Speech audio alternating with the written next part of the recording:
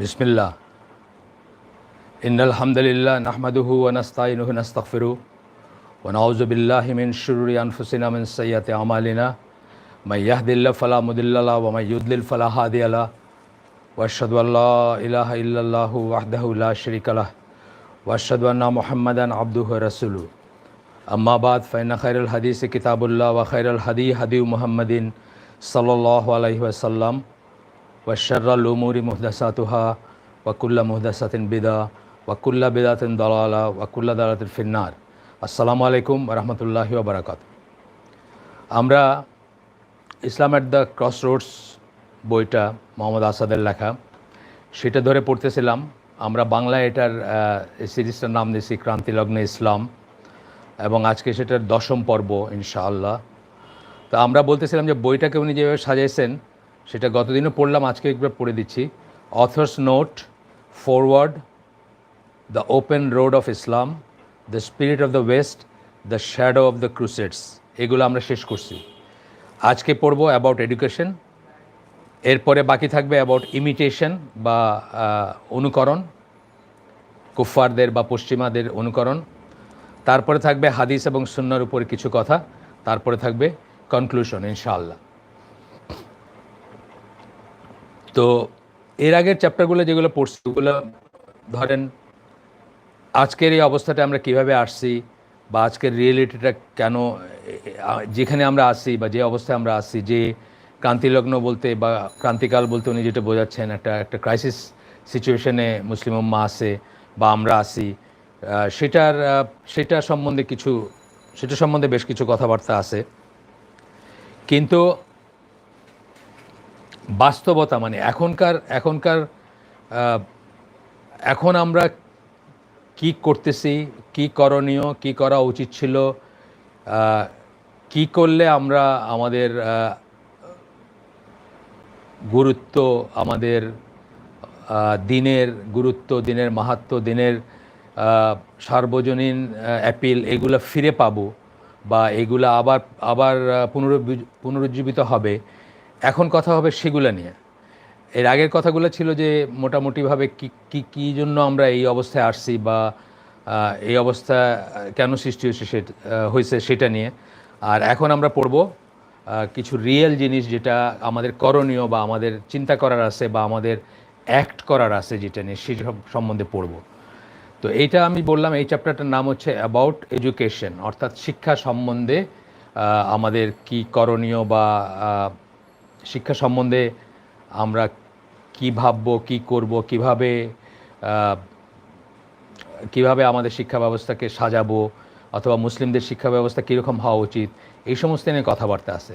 আমি বলছিলাম যে এইটাই সবচেয়ে ইম্পর্ট্যান্ট চ্যাপ্টার এইখানের। আপনাদের একদিন বলছিলাম, গত কোনো একটা পর্বে আমি একটা প্রসঙ্গে বলছিলাম যে আমরা এতদিন যত কিছু আলাপ করছি বা এই বইয়ের সবচেয়ে ইম্পর্ট্যান্ট চ্যাপ্টার হচ্ছে এইটা। সেটা এই জন্য যে এই জায়গাটাতে আমরা সমন্বয় করতে না পেরে বা ডিফাইন করতে না পেরে বা আমাদের কি করণীয় কি বর্জনীয় এটা ঠিক করতে না পেরে আমাদের সমস্ত প্রচেষ্টা বলতে গেলে গোল্লায় যাচ্ছে বা ড্রেনে যাচ্ছে। আমরা অনেক পয়সা খরচ করছি। আপনি যদি মুসলিম উম্মার কাছে সম্পদ, তো আপনারা জানেন যে অনেক সম্পদ, অন্য পৃথিবীর যে কোনো জনসমষ্টির চেয়ে বেশি সম্পদ আমাদের হাতে আল্লাহ দিয়েছেন, কিন্তু সেই সম্পদগুলা বাজে খরচ হয়ে যাচ্ছে অথবা নিষ্ফলভাবে ব্যয় হয়ে যাচ্ছে এই জায়গাটা ঠিক করতে না পারার জন্য। যে শিক্ষা ব্যবস্থাটা আমরা কিভাবে সাজাবো, কি শিক্ষায় আমরা আমাদের পরবর্তী প্রজন্মকে বা ইয়াং যারা তাদেরকে শিক্ষিত করব, তাদেরকে কিভাবে নার্চার করব, কিভাবে বড় করব, যাতে তারা ইসলাম এবং ইসলামের হয়ে কাজ করে, ইসলামকে বাইরে রিপ্রেজেন্ট করে, অথবা ইসলামকে আবার পুনরুজ্জীবিত করার পথে কাজ করতে পারে।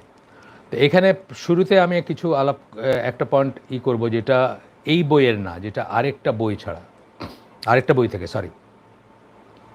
যেটা এই বইয়ের না, যেটা আরেকটা বই থেকে আনা, এই বই ছাড়া আরেকটা বই থেকে। সেটা হচ্ছে যে নলেজ কথাটা যখন আমরা বলবো, যখন ইসলামী দুনিয়ায় বা ইসলামী সভ্যতায়, যেটা আজকে হয়তো আমরা ওইভাবে দেখি না, নিজেদেরকে ইসলামী সভ্যতা বা ফেথ বেসড সিভিলাইজেশন যেটাকে বলে, মানে একটা বিশ্বাস বা আদর্শ বা ইমান বেস যে সিভিলাইজেশন, মানে যে সিভিলাইজেশন বা সভ্যতাকে কোনো এথেনিক গ্রুপ না, মানে সাদা চামড়া কালো, সাদাদের ধর্ম কালোদের ধর্ম এরকম ব্যাপার না, বা ধনীর ধর্ম গরিবের ধর্ম, ধনীর মতবাদ গরিবের মতবাদ এরকম ব্যাপার না। একটা বিশ্বাস বা একটা ফেইথ যেটাকে আমরা বলি, মানে যেটাকে আমরা ধর্মবিশ্বাস বলতে পারেন, ইমান বলতে পারেন আপনি, সেটার উপর বেস করে যে সিভিলাইজেশন, সেই জিনিসটা তো আমরা আজকে রিয়েলাইজ করি না যে আমরা সেই সিভিলাইজেশন বা সভ্যতার একটা অংশ। আজকে আমরা নেশন স্টেটে বিভক্ত বা অনেক ছোট ছোট দেশে বিভক্ত, যে জন্য আমরা ওইভাবে হয়তো রিয়েলাইজ করি না, কিন্তু বাস্তবে আসলে তাই ছিল বা এখনও সেইভাবেই চিন্তা করা উচিত আমাদের।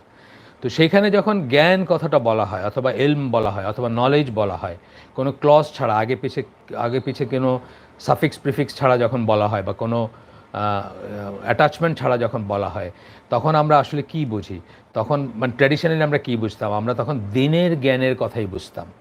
আমরা কিন্তু এখন জ্ঞান বলতে যা বুঝি, এখন হয়তো কেউ জ্ঞান বলতে তার সাবজেক্টের জ্ঞান বুঝবেন, তার অ্যাকাউন্টিং, তার ফাইন্যান্স, তার কম্পিউটার সায়েন্স বা এইসব বুঝবেন। কিন্তু ট্র্যাডিশনালি ইসলামে যখন জ্ঞানের কথা বলা হতো বা জ্ঞান কথাটা শুধু বলা হলে সবাই দিনের জ্ঞানটার কথাই বুঝতেন। এবং স্টুডেন্ট অফ নলেজ যখন বলা হয় তখন তালিবুল ইলম বলা হয়, তখন সবাই কিন্তু দিনের জ্ঞান অর্জনকারী যে স্টুডেন্ট তার কথাই বোঝেন। ঠিক আছে। এবং আমরা বইয়ের নাম জানি যে এটিকেট অফ সিকিং নলেজ একটা বই আছে, আপনারা হয়তো নাম শুনছেন। এটার উপর কিছু হালাকা আমাদের আছে, সিলেটি তাকওয়া মসজিদ বা ওয়ে অফ দ্য সালাফ তাদের অ্যারেঞ্জমেন্টে করা এটিকেট অফ সিকিং নলেজ, জ্ঞান অর্জনের আদব, এই নামে করা আছে। তো ওইখানে যখন জ্ঞান অর্জন কথাটা বলতেছেন বা এই পুরো বইটাই লেখা হয়েছে কিন্তু আসলে দিনের জ্ঞান অর্জনকারী যারা তালেবুল ইলম তাদের যে আদব বা এটিকেট সেটা নিয়ে কথা বলা হয়েছে। তো এখানে আমরা একটা করব, আহমদ থমসন বলে একজন লেখক আছেন, কনভার্টেড মুসলিম। ওনার খুব ফেমাস একটা বই আছে, দাজ্জাল দ্য অ্যান্টিক্রাইস্ট।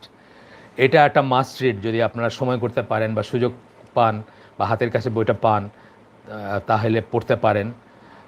আমি হয়তো আপনাদের সাথে শেয়ার করছি কিনা আমার মনে নাই, যে প্রত্যেকটা মানুষের জীবনে কিছু টার্নিং পয়েন্টস থাকে, কিছু জীবনের কিছু বাঁক থাকে, যেখানে গিয়ে তার জীবনটা মানে একটা পথে চলতেছিল, ওইখান থেকে হয়তো 60, 70, 80, 90 ডিগ্রি টার্ন করে আরেক দিকে চলতে শুরু করে। তো আমার জীবনের একটা টার্নিং পয়েন্ট হচ্ছে এই বইটা পড়া। এই বইটা পড়ার পরে আমার জীবনটা আরেকভাবে মানে শুরু হয় বা আরেকভাবে চলতে শুরু করে, আগের কোর্স থেকে ডিফারেন্ট একটা কোর্সে চলতে শুরু করে। তো এই বইটা আপনারা পড়তে পারেন। তো সেখানের একটা কোটেশন আমরা বলতেছি। তো এখানে জ্ঞান অর্জনের উপর মানে গুরুত্ব আরোপ করছেন উনি, আহমদ থমসন। এবং উনি তখন বলছেন যে উনি গুরুত্ব আরোপ করতে গিয়ে বলতেছেন যে আল্লাহ রসুল সাল্লাহ সাল্লাম যখন জ্ঞানের কথা বলছেন তখন তিনি কি বোঝাইছেন? যখন বলছেন যে জ্ঞান, অনেক হাদিস আছে জ্ঞান অর্জন সম্বন্ধে, জ্ঞান অর্জনের মানে জান্নাতের পথটা ইজি হয়ে যায়, বা আমরা পরে পড়বো, এই লেখার ভিতরে আছে, আজকে যে পর্ব এটাতে আছে। কিন্তু তখন তিনি কি জ্ঞান বোঝাইছেন? ঠিক যেভাবে আমরা শুরু করছি, তখন তিনি কিন্তু বোঝাইছেন নলেজ অফ আল্লাহ, মানে আল্লাহ সম্বন্ধে জ্ঞান, or at the very least knowledge which leads to knowledge of Allah, অথবা অন্তত পক্ষে এমন জ্ঞান যেটা আলটিমেটলি আপনাকে আল্লাহর সম্বন্ধে জ্ঞান লাভের পথে নিয়ে যাবে। If your knowledge does not come from fear of Allah, আপনার জ্ঞান যদি আল্লাহর ভয় থেকে না আসে, আল্লাহকে ভয় করে না আসে, আল্লাহর ভয় থেকে যদি না আসে, ফর এক্সাম্পল আপনি হালাল হারাম নিয়ে কেন জানতে চান? আপনি আল্লাহকে ভয় করেন সেই জন্য জানতে চান। কোনটা সঠিক না কেন জানতে চান? আপনি আল্লাহকে ভয় করেন সেই জন্য জানতে চান। কোনটা কুফর কোনটা শিরক কেন জানতে চান? আপনি আল্লাহকে ভয় করে জানতে চান। হ্যাঁ, তারপর বলতেছেন যে if your knowledge does not come from fear of Allah, আল্লাহর ভয় থেকে যদি আপনার নলেজ বা জ্ঞানের উৎস, জ্ঞানের যদি সোর্স না আসে বা ওইখান থেকে যদি আপনার জ্ঞান না আসে, ইউ হ্যাভ বিন ডিসিভড, আপনি প্রতারিত হয়েছেন, আপনি ধোকা খাইছেন। Fear Allah and Allah will give you knowledge. আল্লাহকে ভয় করেন এবং আল্লাহ আপনাকে জ্ঞান দিবেন, আপনাকে জ্ঞানী করবেন। এখানে আপনার সূরা বাকারার 282 নম্বর আয়াতের, এটার বড় আয়াত, এটা শেষের দিকে এই কথাটা আছে যে আল্লাহকে যদি আপনি ভয় করেন, আল্লাহ আপনাকে শিক্ষা দিবেন, জ্ঞান দিবেন, হ্যাঁ, আপনাকে উইজডম দিবেন। এবং এই ধরনের একটা কথা আছে সূরা নূরের 55 নম্বর আয়াতে, মানে এটা জ্ঞান নিয়ে না, যে আল্লাহকে ভয় করা মানে এগুলো আসলে আপনার মানে আপনি যেহেতু ডিভাইন মানে ওই মানে আল্লাহ আমাদের এই বিশ্বের বাইরে অবস্থান করা বা আমাদের এই বিশ্বের বাইরের থেকে বা যা আমরা চোখে দেখি এই দুনিয়া পার্থিব জগতের বাইরের থেকে আমাদের কাছে ওয়াহি আসছে রাসূল সাল্লাল্লাহু আলাইহি ওয়াসাল্লামের কাছে, সেই ওয়াহি আমাদের কাছে ট্রান্সমিটেড হয়েছে, সেটাতে আমরা যেহেতু বিশ্বাস করি, সুতরাং এখানে আল্লাহ যেটা বলছেন সেটা দিয়ে আমরা সত্যাসত্য বিচার করব। আমাদের কাছে হয়তো একটু স্ট্রেঞ্জ লাগতে পারে, কিন্তু আসলে এটা আমাদের বিশ্বাসের অবিচ্ছেদ্য অংশ। আল্লাহ যে বলছেন যে আল্লাহকে ভয় করলে আল্লাহ আপনাকে জ্ঞান দিবেন, বেনিফিশিয়াল নলেজ দিবেন, যেই জ্ঞানের লাভ হয় সেই জ্ঞান দিবেন আল্লাহ। লাভ বলতে দুনিয়া ও আখেরাত দুটারই লাভ, কিন্তু মূলত হচ্ছে আল্লাহর নর্মসের লাভ যেটাকে আমরা বলি এবং ক্ষতি যেটাকে বলি, সেই লাভ দিবেন আল্লাহ আপনাকে, বা সেই বেনিফিট দেবেন। এবং আরেক জায়গায় সূরা নূরের 24 নম্বর সূরা 55 নম্বর আয়াতে আল্লাহ বলতেছেন যে আল্লাহকে যদি ভয় করেন তাহলে আল্লাহ আপনাকে জমিনে কর্তৃত্ব দিবেন। দেখেন, আল্লাহ কিন্তু বলেন না যে টাকা হইলে পয়সা হইলে তোমরা উন্নতি করো, জাগতিক উন্নতি করো, বড় বড় বিল্ডিং বানাও, তারপরে বড় বড় গাড়ি করো, বড় বড় ইন্ডাস্ট্রি করো, তবে তোমাদের জমিনে কর্তৃত্ব দিবেন, ইকোনমিক্যালি খুব ডেভেলপ হও, তারপরে তা বলেন নাই। আল্লাহ বলছেন যে আল্লাহকে ভয় করলে আল্লাহ আপনাকে জমিনে কর্তৃত্ব দিবেন। আমরা যদি আরবদের দিকে দেখি, ওমর রাদিয়াল্লাহু আনহু বলছেন যে আমরা উই ওয়্যার নাথিং, আমরা কিছুই ছিলাম না, আমরা একেবারে ইনসিগনিফিক্যান্ট একটা জাত ছিলাম, কিন্তু আল্লাহ আমাদেরকে ইসলাম আমাদেরকে, আল্লাহ আমাদেরকে বা আমাদের দিন আমাদেরকে গ্রেট করছে বা মাহাত্ম্য দিছে বা গ্রেটনেস দিছে বা ইম্পর্টেন্স দিছে। সো এই একইভাবে আল্লাহ বলতেছেন যে আল্লাহকে ভয় করলে আল্লাহ আপনাকে জমিনে কর্তৃত্ব দিবেন। তা না হইলে আপনি যা করতেছেন আপনি মনে করবেন যে এটা করলে এ হইলে বি হইলে সি হইলে ডি হইলে বোধহয় আমার অনেক কিছু হয়ে যাবে, আপনার কিছুই হবে না, মুসলিম হিসাবে আপনার কিছুই হবে না যতক্ষণ আপনি আল্লাহকে ভয় না করেন। তারপরে আহমদ থামসন বলতেছেন দ্য কাফির রিজেক্টস দিস, অবিশ্বাসী যারা তারা এটা বিশ্বাস করে না, এই জিনিসটাকে প্রত্যাখ্যান করে। দ্য কাফের is diametrically oppose to the মুমিন। কাফেররা হচ্ছে ডায়ামেট্রিক্যালি অপোজিট টু দ্য মুমিন, মানে ডায়ামেট্রিক্যালি অপোজিট মানে একেবারে উল্টা, যেটা আমরা বলি ওয়ার্ল্ড ভিউটা একেবারে উল্টা, মুমিনের একদম উল্টাটা তারা। তারা এটা বিশ্বাস করে না, কিন্তু আমরা এটা মুসলিম হিসেবে এটা বিশ্বাস করি যে জ্ঞান অর্জন করতে হলে, জ্ঞানী হইতে হইলে, বেনিফিশিয়াল নলেজ লাভ করতে হলে আল্লাহকে ভয় করতে হবে, তবে আল্লাহ আপনাকে জ্ঞান দিবেন অথবা আল্লাহ আপনাকে শিক্ষা দিবেন। এখানে একটা প্রসঙ্গত একটা মনে পড়লো, যে একটা গল্প, জীবনের গল্প। সেটা হচ্ছে যে আমার এক ফ্রেন্ড ইসলামপন্থী, উনি খুবই প্র্যাকটিসিং এবং খুবই ক্লাস সম্পন্ন। তো আমার ছেলে যখন বুয়েটে সম্ভবত সেকেন্ড ইয়ারে পড়ে, তখন উনি একদিন ওনার বোধহয় স্কুলে পড়া ছেলে বা তখন স্কুল পার হয়েছে কিনা আমার সে মনে নেই, তো তাকে নিয়ে আসছেন বেড়াইতে, এসে আমার ছেলের রুমে ঢুকছেন যেখানে মানে বইপত্র ছিল। তো অনেক বই, চারিদিকে বই করা, সিএসসিতে পড়তো, কম্পিউটার সায়েন্স ইঞ্জিনিয়ারিংয়ে পড়তো বুয়েটে, তো সবই ওই সংক্রান্ত বইটই। তো তার ছেলেকে উনি জিজ্ঞেস করতেছেন যে বলো তো এই তুমি চিন্তা করছো যে এই যে জ্ঞানের জগৎ, এখানে তোমার অবস্থান কোথায়? তা আমি আবার আমার ছেলে প্রায় একই সাথে বলে উঠছি যে এটা জ্ঞানের জগৎ না, এটা হলো কি বিক্রি হবে সেটার জগৎ, অর্থাৎ জিনিস বানানোর জগৎ। কম্পিউটার সায়েন্স ইঞ্জিনিয়ারিং পড়ে আসলে আমরা কি করি, কি বাজারজাত করা যাবে, কি বিক্রি হবে, কি তৈরি করা যাবে, কি বানানো যাবে, বেসিক্যালি একটা মেটেরিয়ালিস্টিক জগতের ব্যাপার। এটা জ্ঞানের কিছু না। এখানে জ্ঞান বলতে যেটা বোঝায় সেটা না, এটা হচ্ছে জাস্ট কী করলে বিক্রি করা যাবে কিছু, কী করলে একটা জিনিস প্যালেটেবল হবে, কী করলে এটার কাটতি বাড়বে, কী করলে আর বেশি মানুষ এটা ইউজ করবে, এইসব নিয়েই পড়াশোনা বা গবেষণা বা জীবনের সময় ব্যয় করা। এবং এটা সত্যি কথা, যারা জীবনের গ্রেটার মিনিং খুঁজতে চান তারা এইটুকুর ভিতর স্যাটিসফাইড থাকতে পারার কথা না। যেই জন্য আপনারা হয়তো অনেকে জানেন, যারা আমাকে চিনেন, যে আমার ছেলে শেষ পর্যন্ত সেই ইঞ্জিনিয়ারিং লাইনটাই ছেড়ে দিছে। দুইটা বোর্ডে পাশ করার পরে দুইটা প্রাইভেট ইউনিভার্সিটিতে হয়তো 4-5 বছর পড়াইছে দুইটা মিলে, তারপরে সে একদম ডাইভার্সিফাই করে ফেলছে লাইফকে, ওই প্রফেশনই ছেড়ে দিছে, ইঞ্জিনিয়ারিংয়ের সাথে সে আর নাই। আচ্ছা, যাই হোক, এটা besides the point, but just বললাম যে অনেক সময় অনেকের কাছে এগুলোর হয়তো মিনিং থাকবে না, গিয়ে যারা আর একটু বেশি চিন্তা করবেন জীবন নিয়ে, বা ওই যেটা বললাম যে এই কথাটা যখন চিন্তা করবেন, আহমদ থমসন যেটা বলছেন যে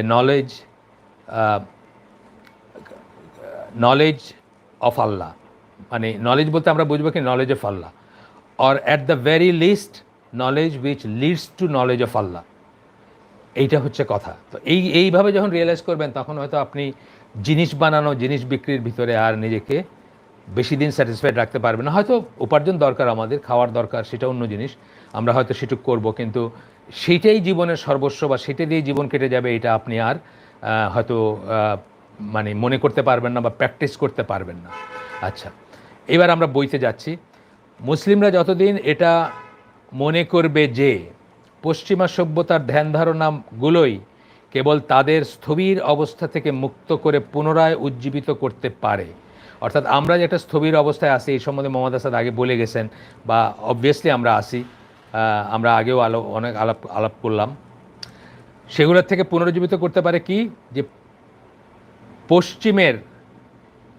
পশ্চিমা সভ্যতার ধ্যান ধারণাগুলোই কেবল আপনাকে সেই অবস্থা থেকে বের করে নিয়ে আসতে পারে। অর্থাৎ আপনি যত তাদের মতো পড়বেন, তাদের মতো চিন্তা করবেন, তাদের মতো তাদের শিক্ষায় শিক্ষিত হবেন, তাদের চোখ দিয়ে দুনিয়াকে দেখবেন, আপনি আরও অ্যাক্টিভ হবেন, আরও ভাইব্রেন্ট হবেন, আরও স্ট্রং হবেন, আরও ডেভেলপড হবেন, এইসব যতদিন আমরা মনে করতে পারে, ততদিন তারা তাদের আত্মবিশ্বাসকে ধ্বংস করবেন। এবং পশ্চিমারা যে বলে ইসলাম একটা ক্ষয়ে যাওয়া নিঃশেষিত শক্তি, অনেক সময় পশ্চিমারা আমাদের সম্বন্ধে বলতে গিয়ে এই মন্তব্যটা করে, তারা তাদের মতো করে বা তাদের পয়েন্ট অফ ভিউ থেকে করে, তারা বলে যে ইসলাম হচ্ছে ক্ষয়ে যাওয়া নিঃশেষিত শক্তি। আমরা সেটাকেই প্রকারান্তরে সমর্থন করব যদি আমরা মনে করি যে একমাত্র পশ্চিমা ধ্যান ধারণা, শিক্ষা ব্যবস্থা, চিন্তাভাবনাগুলোকে জীবনে প্রতিফলিত করলে অথবা বাস্তবায়িত করলেই আমরা আবার সিভিলাইজেশন হিসাবে অথবা মানে পরিচিতি হিসাবে, তাহলে কী হবে, আমরা কি করব, আমরা আমাদের আত্মবিশ্বাসকে ধ্বংস করব। আত্মবিশ্বাস অ্যাজ মুসলিমস, আমাদের যে আত্মবিশ্বাস থাকার কথা একটা ডিভাইনলি রিভিলড হিসাবে, যেটা আল্লাহ মানে আল্লাহ ডিভাইস করছেন এবং ডিজাইন করছেন যে জীবন ব্যবস্থা আমাদের জন্য, সেটা অতি অবশ্যই কাজ করতে হবে, অতি অবশ্যই কাজ করবে। আমরা যদি আল্লাহ বিশ্বাস করি, মিনিমাম বিশ্বাসও যদি আমাদের থাকে, তাহলে সেটা কাজ করতেই হবে। সেইটাকে আমরা ধ্বংস করব। এবং পশ্চিমারা যে আমাদের বলে যে আমাদের আর পৃথিবীকে দেওয়ার কিছু নাই, আমরা নিঃশেষিত হয়ে যাওয়া একটা শক্তি, আমরা সেটাকেই প্রকারান্তরে সমর্থন করব। আচ্ছা, এরপরে আমরা একটা উদ্ধৃতি পড়ব এখান থেকে, যে আগেই লেখক বলছেন, এগুলো আমাদের বলছেন, তারপরে আবার এখানে করতেছেন। উদ্ধৃতিটা হচ্ছে এটা, উনি বলতেছেন যে আমি আগেই বলছি that Islam and western civilization being built on diametrically opposed conceptions of life are not compatible in spirit. বলতেছেন ইসলাম এবং পশ্চিমা সভ্যতা গড়ে উঠছে কিছুর উপর, বা মানে বেসটা কি, কিসের উপর তারা দাঁড়ায় আছে, diametric opposite conception of life. Diametric opposite মানে একদম 180 ডিগ্রি উল্টা ইসের উপর দাঁড়ায় আছে, কনসেপশন অফ লাইফ, জীবনের ধারণা। আমি আগেই বলছি আপনাদের, কবে জানি এই পর্বগুলো পড়তে গিয়েই বলছি যে আখাউড়া স্টেশনে একটা চিটাঙ্গের দিকে মুখ করে দাঁড়ায় আছে আর একটা ঢাকার দিকে মুখ করে ট্রেন দাঁড়ায় আছে, এই দুটোর ভিতরে ডায়ামেট্রিক্যালি অপোজিট তারা, এই দুটোর ভিতরে কোনো কমন জিনিস নাই। তারা যদি ফুল স্পিডে চলতে শুরু করে, তাহলে একে অপর থেকে কেবল দূরেই যাবে। হ্যাঁ, তো ডায়ামেট্রিক্যালি অপোজিট ইসের উপর যখন দাঁড়ায় আছে, তারা not compatible in spirit. Spirit মানে চালিকা শক্তির দিক দিয়ে, প্রেরণার দিক দিয়ে, অনুপ্রেরণার দিক দিয়ে, বোধের দিক দিয়ে, বা ওয়ার্ল্ড ভিউয়ের দিক দিয়ে, পৃথিবীকে তারা কীভাবে দেখবে, জীবনকে তারা কীভাবে দেখবে, এরা কম্প্যাটেবল না। এটা উনি আগেই বলছেন, আগের চ্যাপ্টারগুলোতে বলছেন, আবার এখানে বললেন। আর তাই একান্তভাবে পশ্চিমা অভিজ্ঞতা ও মূল্যবোধের উপর প্রতিষ্ঠিত পশ্চিমা ভাবধারার শিক্ষা, যেটা আমাদের কিশোর ও তরুণদের উপর ইসলাম বিরোধী প্রভাব রাখবে না, এটা আমরা কি করে আশা করতে পারি? তাই যদি হয়, যেটা নিয়ে আমরা অনেক আলোচনা করছি আগে, তাহলে পশ্চিমা ভাবধারা বা পশ্চিমারা যেভাবে ডিফাইন করছে, সেটা দ্যাট ইনক্লুডস আমাদের কিন্তু শুধু ওয়েস্টার্ন ইউনিভার্সিটিতে গিয়ে পড়াতা না, আমাদের ইউনিভার্সিটিগুলোও কিন্তু ওই আদলেই চলতেছে, ওই প্রায়োরিটিতেই চলতেছে, ওইগুলোকে ঠিক মনে করেই চলতেছে, ওইগুলোকে প্রাধান্য দিয়ে চলতেছে, বা ওই সমস্ত ধ্যান ধারণাগুলোকে বাস্তবায়িত করতেছে। তাহলে সেটা আমাদের উপরে, আমাদের কিশোর তরুণ যারা চারা গাছের মতো বেড়ে উঠতেছে, তাদের উপর কোনো প্রভাব রাখবে না, এটা আমরা কি করে আশা করতে পারি? অবশ্যই রাখবে। এখানে আমি দুটো উদাহরণ দিচ্ছি, জাস্ট রেডিয়েন্ট ওয়ে। বাংলাদেশের বহু স্কুলে পড়ানো হয়, ইংলিশ মিডিয়াম স্কুল তো এখন ব্যাঙের ছাতার মতো গলিতে গলিতে আছে। আমার গলিতে বলতে 3টা আছে, অ্যাটলিস্ট 3টা, আমি যে গলিতে থাকি। এটার জন্য কিছু লাগে না, কিছু বড়লোকের অথবা মধ্যবিত্তের ওয়াইফদের লাগে, যারা শিক্ষিত কিন্তু ভার্চুয়ালি কিছু করেন না, তারা কয়েকজন মিলে একটা স্কুল খুলে দিতে পারেন। এইভাবে কিন্তু বহু ব্যাঙের ছাতার মতো ইংলিশ স্কুল, আর ইংলিশ একটা নাম দিয়ে দিলেন XYZ, এই ব্লজম ওই ব্লজম বা একটা কিছু দিলেন আর কি, হলি এটা হলি ওইটা, বাস। আর কিছু নো কোয়েশ্চেন আছে, আপনার দেখবেন মানুষ দিয়ে যেতেছে বাচ্চাকে আপনার কাছে, এতগুলো পয়সা নিতেছে, বাট কোনো মানে কোনো কিছুতে নো কোয়েশ্চেন্স আসছে আর কি। বরং দুই চারটা যদি টিচাররা যদি একটু ইংলিশ কথাবার্তায় কনভার্সেন্ট হন, তাই ভয় তাদের সাথে হয়তো অর্ধেক গার্জেন কথাই বলবে না। কথা বলতে গেলে ইংলিশে কথা বলতে হবে, থাক বাবা ভুল কি বলবো, বাংলায় চিন্তা করবো, তারপরে মনে মনে এটা ইংলিশ ট্রান্সলেট করে তারপরে কথা বলবো, কত ভুল হবে, থাক ইংলিশ কথা বলারই দরকার নেই, প্রিন্সিপালের কাছে যাওয়ারও দরকার নেই। তো ওইগুলো রেডিয়েন্ট ওয়েব পড়ায়। রেডিয়েন্ট ওয়েব আমি স্টেপ 1 একদম একদম বাচ্চাদের জন্য যেটা, তারপরে স্টেজের থেকে 2টা কথা আপনাদেরকে শেয়ার করতেছি। একদম বাচ্চাদের জন্য যেটা, সেটাতে একটা ছড়া টাইপের আছে, come Pat dance to Ann, come Ann dance to Pat. একটা ছেলেকে বলতেছে মেয়ের কাছে আসতে, তার সাথে নাচতে, একটা মেয়েকে বলতেছে ছেলের কাছে আসতে, তার সাথে নাচতে।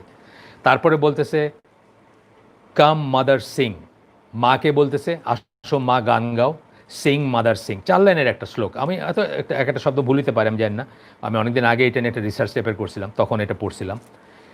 এটা কি আপনার ইসলামের ওয়ার্ল্ডভিউর সাথে যায়, ইসলামী লাইফস্টাইলের সাথে যায়? একটা ছেলেকে বলতেছে একটা মেয়ের কাছে আসতে, মেয়েকে বলতেছে ছেলের সাথে আসতে, চলো আমরা নাচি, আর মাকে বলতেছে গান গাওয়া। ঠিক আছে, এই যে ব্যাপারটা পশ্চিমা ভাবধারার শিক্ষা, এইটা আপনার উপর নেতিবাচক প্রভাব রাখবে না, এটা হইতেই পারে না। সেকেন্ড আরেকটা পড়তেছি, এটা জাস্ট সামারিটা পড়বো, আমার এক্স্যাক্ট ওয়ার্ডিং মনে নেই। স্টেপ 2 এর সেখানে 4 জনের একটা ফ্যামিলি দেখাচ্ছে, বাবা মা ছেলে মেয়ে, 4 জনের ফ্যামিলির সাথে আরেকটা ফ্যামিলি মেম্বার হচ্ছে একটা কুত্তা, মানে কুকুর। সেই কুকুরের নাম হচ্ছে সুলতান। আপনার এই যে ডেসক্রিপশনটা, আপনারা জানেন যে কুকুর ঘরে রাখা নিষিদ্ধ, যে ঘরে কুকুর থাকে সেই দিকে ফেরেশতা ঢুকে না, মানে অ্যান্ড সো অন। ইসলামিক কত আমি আপনাকে ফতোয়া বা নর্মস বলতে পারবো, সেগুলোতে আমি গেলাম না।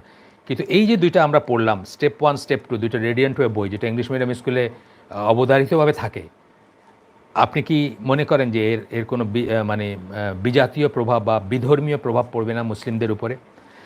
আমি তো বলি আরও আগায় গিয়ে, যে একটা 5 বছরের মেয়ে, তার কাছে যখন টাইটস, যেটাকে বলা টাইটস আছে না, একদম গায়ের সাথে সেটে থাকে পায়জামার মতো, টাইটস বলে, তার চোখে যখন একটা একটা লুজ ফিটিং জামার পরিবর্তে এই টাইটসটা সহনীয় হয়ে যায় বা এটা নর্মাল হয়ে যাবে, এটা সুন্দর লাগে তার চোখে, তার কিন্তু ওয়ার্ল্ডভিউটা ইসলামী ওয়ার্ল্ডভিউ থেকে ডাইভার্জেন্ট হয়ে গেল। হ্যাঁ, এইরকম চলে গেল, এইদিকে ইসলামিক ওয়ার্ল্ডভিউ, তারটা এইদিকে চলে গেল। এই ডিস্টেন্সটা কিন্তু লেটার পার্ট অফ দ্য লাইফে বাড়তেই থাকবে। আপনারা যারা সামান্য ম্যাথমেটিক্স জানেন, তারা জানেন যে একটা কৌণিক যখন আমরা প্রজেকশনে যাব, বা একটা কৌণিক অ্যাঙ্গেলে যখন, মানে আমার রাস্তায় এটা, তার সাথে যখন আমি একটা মানে ডাইভার্জেন্ট একটা পথ ফলো করব, আমি সেই পথে যত সময় যাব, যত দূরে যাব, তত কিন্তু আমি মেন রুট থেকে বা আমার যে রাস্তা ছিল সেটা থেকে দূরে আরও দূরে সরে যাব। এটাই বলতেছেন লেখক, এবং আমি এটা আপনাদেরকে জাস্ট একটু এক্সপ্লেন করে দিলাম। এখন আমরা একটা ছোট্ট প্যাসেজ পড়ব। এই প্যাসেজটা আমরা একটা ছোট্ট স্কুল চালাই, আপনারা জানেন, সেই স্কুলের প্রসপেক্টাসে আমরা তুলে দিছি। এটা অত্যন্ত ইম্পর্ট্যান্ট একটা চিন্তা, একটা ভাবনার ব্যাপার। উনি বলতেছেন, এক্সেপ্ট ইন রেয়ার কেসেস, খুব এক্সেপশনাল কেস ছাড়া, যে এক্সেপশনাল কেসে একজন মানুষ, একটা বাচ্চা বা একটা growing up Muslim, where a particularly brilliant mind, মানে খুব এক্সেপশনালি ব্রিলিয়ান্ট একটা মাইন্ড, যার নিজস্বতা আছে, যার চিন্তা শক্তি আছে, যার ইন্টিগ্রিটি আছে, সে may triumph over the educational matter, যে কি পড়াইলো তার উপরে সে বিজয়ী হবে। অর্থাৎ যা পড়াইলো তার চেয়েও তার নিজের ভিতরের শক্তিটা এত বেশি যে এই পড়ানোগুলোর কোনো এফেক্ট নাই। কাম মাদার কি বলে, come Pat dance to Ann, come and dance to Pat, come mother sing mother sing, এটার কোনো এফেক্ট হবে না তার উপরে। পার্টিকুলার ব্রিলিয়েন্ট মাইন্ড থাকতে পারে যে তার উপর এটার কোনো এফেক্ট নাই।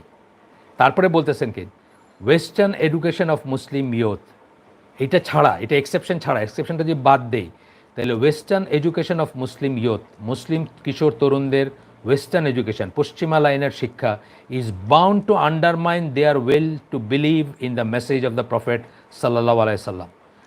বাউন্ড টু বলতেছেন যে is bound to undermine their will to believe, তারা রসুল সাল্লামের কথায় বিশ্বাস করার উপরে একটা নেতিবাচক প্রভাব রাখবে, সেটাকে অবশ্যই চেঞ্জ করে দিবে। তারা রসুলের কথায় বিশ্বাস করার ইচ্ছাটাই তাদের থাকবে না। There will to regard themselves as representatives of the religious motivated civilization of Islam, এবং তারা নিজেদেরকে দিন দ্বারা পরিচালিত ইসলামিক সভ্যতার একজন রিপ্রেজেন্টেটিভ হিসাবে, প্রতিনিধি হিসাবে প্রকাশ করার বা উপস্থাপন করার তাদের ইচ্ছাকে অবশ্যই বদলায় দিবে, অবশ্যই চেঞ্জ করে দিবে, অবশ্যই তারা অনিচ্ছুক হয়ে যাবে। তারা নিজেদেরকে মুসলিম ইসের রিপ্রেজেন্টেটিভ ভাবতে পারবে না বা ভাবতে চাবে না বা দেখাবে না যে তারা এটা রিপ্রেজেন্টেটিভ, বরং তারা কি করবে, পারলে তাদের পরিচয়টা লুকানোর চেষ্টা করবে, যেটা আমরা ওয়েস্টে দেখি। অনেক নাম দেখবেন, এই সিএনএন বলেন বা আল জাজিরা বলেন, অনেক রিপোর্টার দেখবেন, আপনি অনেক খেয়াল করলে দেখবেন আরে এখান থেকে একটা মুসলিম নাম লুকানো আছে, কিন্তু সেটা লুকানো আছে। লুকানো মানে হয়তো অনেক আমেরিকান রিয়েলাইজই করে না যে এটা একটা মুসলিম নাম, এমনভাবে সেই নামটাকে টুইস্ট করা আছে। এই ব্যাপারটা আর কি। আচ্ছা, আমরা চোরাচোরা একটা ভাবে, এইভাবে যদি ওয়েস্টার্ন এডুকেশনে বড় হই, আমাদের ব্যাপারে মুসলিম হিসাবে একটা চোরাচোরা ভাব থাকবে, একটা হীনমন্যতা থাকবে, নিজেদেরকে লুকানোর একটা চেষ্টা থাকবে। আচ্ছা, এরপরে বলতেছেন যে আমাদের বুদ্ধিজীবীদের মাঝে যারা ওয়েস্টার্ন ভ্যালুজ অ্যাবজর্ব করছেন, ভ্যালুজ বলতে অনেক কিছু বোঝায়। ছেলেদের সাথে মেয়েরা হাত মিলাবে, এটা হলো ওয়েস্টার্ন ভ্যালুজ। হ্যাঁ, ছেলেদের সাথে মেয়েরা হাত মিলাবে, এটা ওয়েস্টার্ন ভ্যালুজ। একটা ছেলের পাশে একটা মেয়ে ভাট করে বসে যাবে, এটা হলো ওয়েস্টার্ন ভ্যালুজ। কথার কথা আমি বলতেছি। হ্যাঁ, বা ধরেন আরও এই ধরনের অনেক কিছু, মানে জাস্ট মানে অনেক কিছু আসবে এটার ভিতরে। যে একটা মানুষ সে হইতে পারে, সে সমকামী হইতে পারে, কিন্তু সেও ইকুয়াল সম্মান পাবে এবং তাকেও আমরা সম্মানজনক করব। তার রাইট আছে তার জীবন নিয়ে তার যা ইচ্ছা তা করার। এইসব সবই মানে ওয়েস্টার্ন ভ্যালুজ। তো আমি বলে শেষ করতে, এটা পুরো একটা ওয়ার্ল্ড ভিউ, মানে ওয়েস্টার্ন ওয়ার্ল্ডটা যে সমস্ত ভ্যালুজ দিয়ে চলে, আমি মানে একের পর এক বলে যেতে পারবো আপনাদেরকে। হ্যাঁ, বিয়ের আগে একসাথে ছেলেমেয়েরা থাকবে 10 বছর, 5 বছর, 8 বছর, তারপরে চিন্তা করবে বিয়ে করা যায় কেন, এটা ওয়েস্টার্ন ভ্যালুজ, এরকম আর কি। তো বলতেছেন যে আমাদের বুদ্ধিজীবীদের মাঝে যারা ওয়েস্টার্ন ভ্যালুজ অ্যাবজর্ব করেছেন, যারা সেটাকে আত্মস্থ করছেন, ভিতরে ঢুকাইছেন, বা সেটা নিয়ে কমফোর্টেবল, সেটাকে মনে করতেছেন এটা তো বেশ ভালোই জিনিস, বলা বাহুল্য তাদের মাঝে ধর্মবিশ্বাস বিলুপ্ত হচ্ছে। তাদের ভিতরে ধর্মবিশ্বাসটা আস্তে আস্তে ডিপ্লিট করে যাচ্ছে, বিলুপ্ত হচ্ছে। এখানে একটা ক্লাসিক এক্সাম্পল, আমি এই দেশের একজন আলেম, বড় আলেম, সবাই চিনবেন নামে, এক নামে, তার মেয়ের জামাই, তার সাথে আমার একটা সুযোগ হয়েছিল একখানে বসার, একটু কথা বলার। এই ছেলেই বলি তাকে আমি, আমাদের চেয়ে অনেক ছোট, দেখলে মনে হবে একদম অ্যারাব, কথায় বার্তায় একদম অ্যারাব মনে হবে, কাপড়ে চোপড়ে কথায় বার্তায়, বিকজ সে আরবিতে মোর কমফোর্টেবল দেন বাংলা, সেইখানে বড় হয়েছে, সে ওই দেশে বড় হয়েছে। সো এই ছেলেটার সাথে কথা হচ্ছিল যে কেন সৌদি আরবের এই দুরবস্থা, কেন প্রায় 100 বছর না 90 বছর ধরে যে অর্জন, একটু করে তারা যে ইসলামের একটা আদর্শ লালন পালনের জায়গা বা ইসলামের একটা আদর্শ নার্চারের জায়গা হয়ে উঠছিল, বা সারা পৃথিবী তাদের দিকে তাকায় থাকতো, ইসলামকে তারা অ্যাকচুয়ালাইজ করে রিয়েল লাইফে। যদিও তাদের রাজতন্ত্র নিয়ে বা ওইসব নিয়ে অনেক কথা আছে, কিন্তু অ্যাটলিস্ট মানে সাধারণ মুসলিমদের জন্য ওগুলো ম্যাটার করে না। এই যে একটা পজিশন ছিল, এই পজিশন থেকে কি করে এত অল্প সময়ের ভিতর এমন একটা অবস্থা আসলো যে মেয়েরা মিউজিক্যাল শোতে উল্লাসে চিৎকার করে উঠতেছে, অথবা মেয়েদের রেসলিং হবে কিনা এটা সম্ভাবনা যাচাই করা হচ্ছে। কী করে এই চেঞ্জটা হয়ে গেল? আমি তার সাথে মত বিনিময় করতেছিলাম, তো সে দেখলাম যে বাচ্চা ছেলে মদিনা ইউনিভার্সিটিতে পড়ে, আন্ডারগ্রেড কত কিছুতে পড়তেছে আর কি। তো সে আমাকে বললো, আমার খুব ভালো লাগছে তার এক্সপ্লেনেশনটা, সে ইনসাইডার হিসেবে বলতেছে, এই জন্যই হয়তো তারটা খুব রিয়েল একটা ছিল, যে তারা তাদের টেকনিক্যাল ক্যাটাগরিতে বা ইউনিভার্সিটি টিচার বা এই ধরনের যেগুলো শিক্ষা দীক্ষার প্রয়োজন হয়, সেই পজিশনগুলো কিন্তু বেসিক্যালি ফরেনাররা চালায় বা বাইরের মানুষ দিয়েই ভর্তি। এইটার থেকে কি করে বের হয়ে আসা যায়, এত পয়সা বাইরের মানুষকে না দিয়ে নিজেরা কীভাবে টেক ওভার করা যায়, এইসব নিয়ে সৌদি আরবের ওয়াতানি যেটা বলে, এখনকার একটা তো নতুন ট্রেন্ড আসছে, মানে জাতীয়তাবাদ তাদের ভিতরেও আছে এক ধরনের করে আর। তো সেইসবের বশবর্তী হয়ে খুব তাড়াতাড়ি চিন্তা করতেছেন যে কী করে তাড়াতাড়ি টেকনোক্র্যাট প্রডিউস করা যায়, শিক্ষিত মানুষ প্রডিউস করা যায়, পিএইচডি প্রডিউস করা যায়। তো তখন তারা কি করছেন যে অনেক বড় সংখ্যায় সৌদি স্টুডেন্টদেরকে তারা বাইরে পাঠানোর চিন্তা করছেন। বাইরে মানে পশ্চিমা বিশ্ববিদ্যালয়, অবশ্যই সৌদি আরবের কাছে প্রেফারেবল হচ্ছে আমেরিকান বা নর্থ আমেরিকান, এইগুলা আপনারা জানেন। তাদের সাথে তাদের খুব হটলাইন, মানে সরকারি পর্যায়ের কথা আমি বলতেছি। তো আলেমরা নাকি বলছিলেন যে ছেলেপেলেদের বাইরে না পাঠায় এইখানে ইউনিভার্সিটি করো, ডেজিগনেট করো বা তৈরি করো, অথবা যেগুলো আছে সেগুলোতেই বাইরের থেকে যারা এক্সপার্ট, যারা যারা অত্যন্ত আপনার মানে মানে ভ্যালিউড টিচার্স যারা, তাদেরকে নিয়ে আসো, তারা এখানে করুক। তো তাতে একটু সময়টা হয়তো বেশি লাগবে বা একটু রেডিমেড হবে না জিনিসটা, কিছুটা ডিভাইস করার, ডিজাইন করার ব্যাপার থাকবে। এই জন্য তাদের রাষ্ট্রযন্ত্র সেটা না মেনে এনমাস মানুষকে পাঠিয়ে দিল বাইরে পড়াশোনা করতে।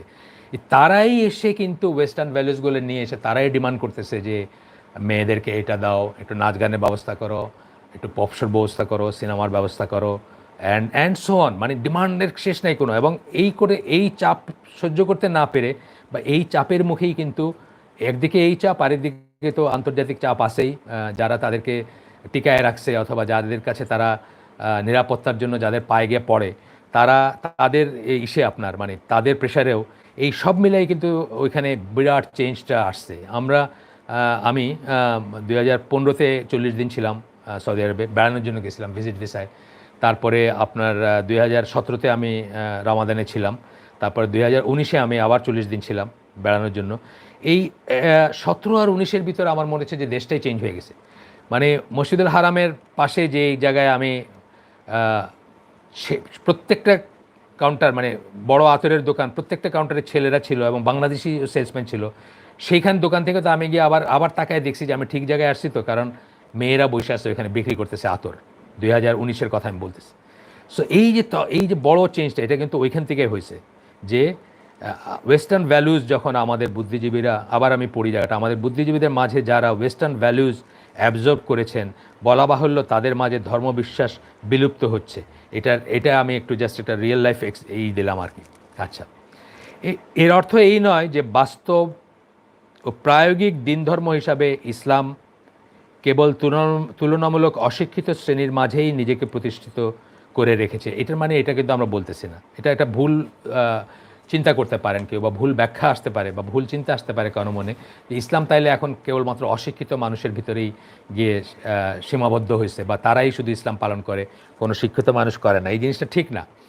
বাট এটা মনে হইতে পারে, এটা কিন্তু ঠিক না। এটা কেন ঠিক না এটা আমরা দেখব যে আমাদের ভিতর অনেক অনেক আছেন।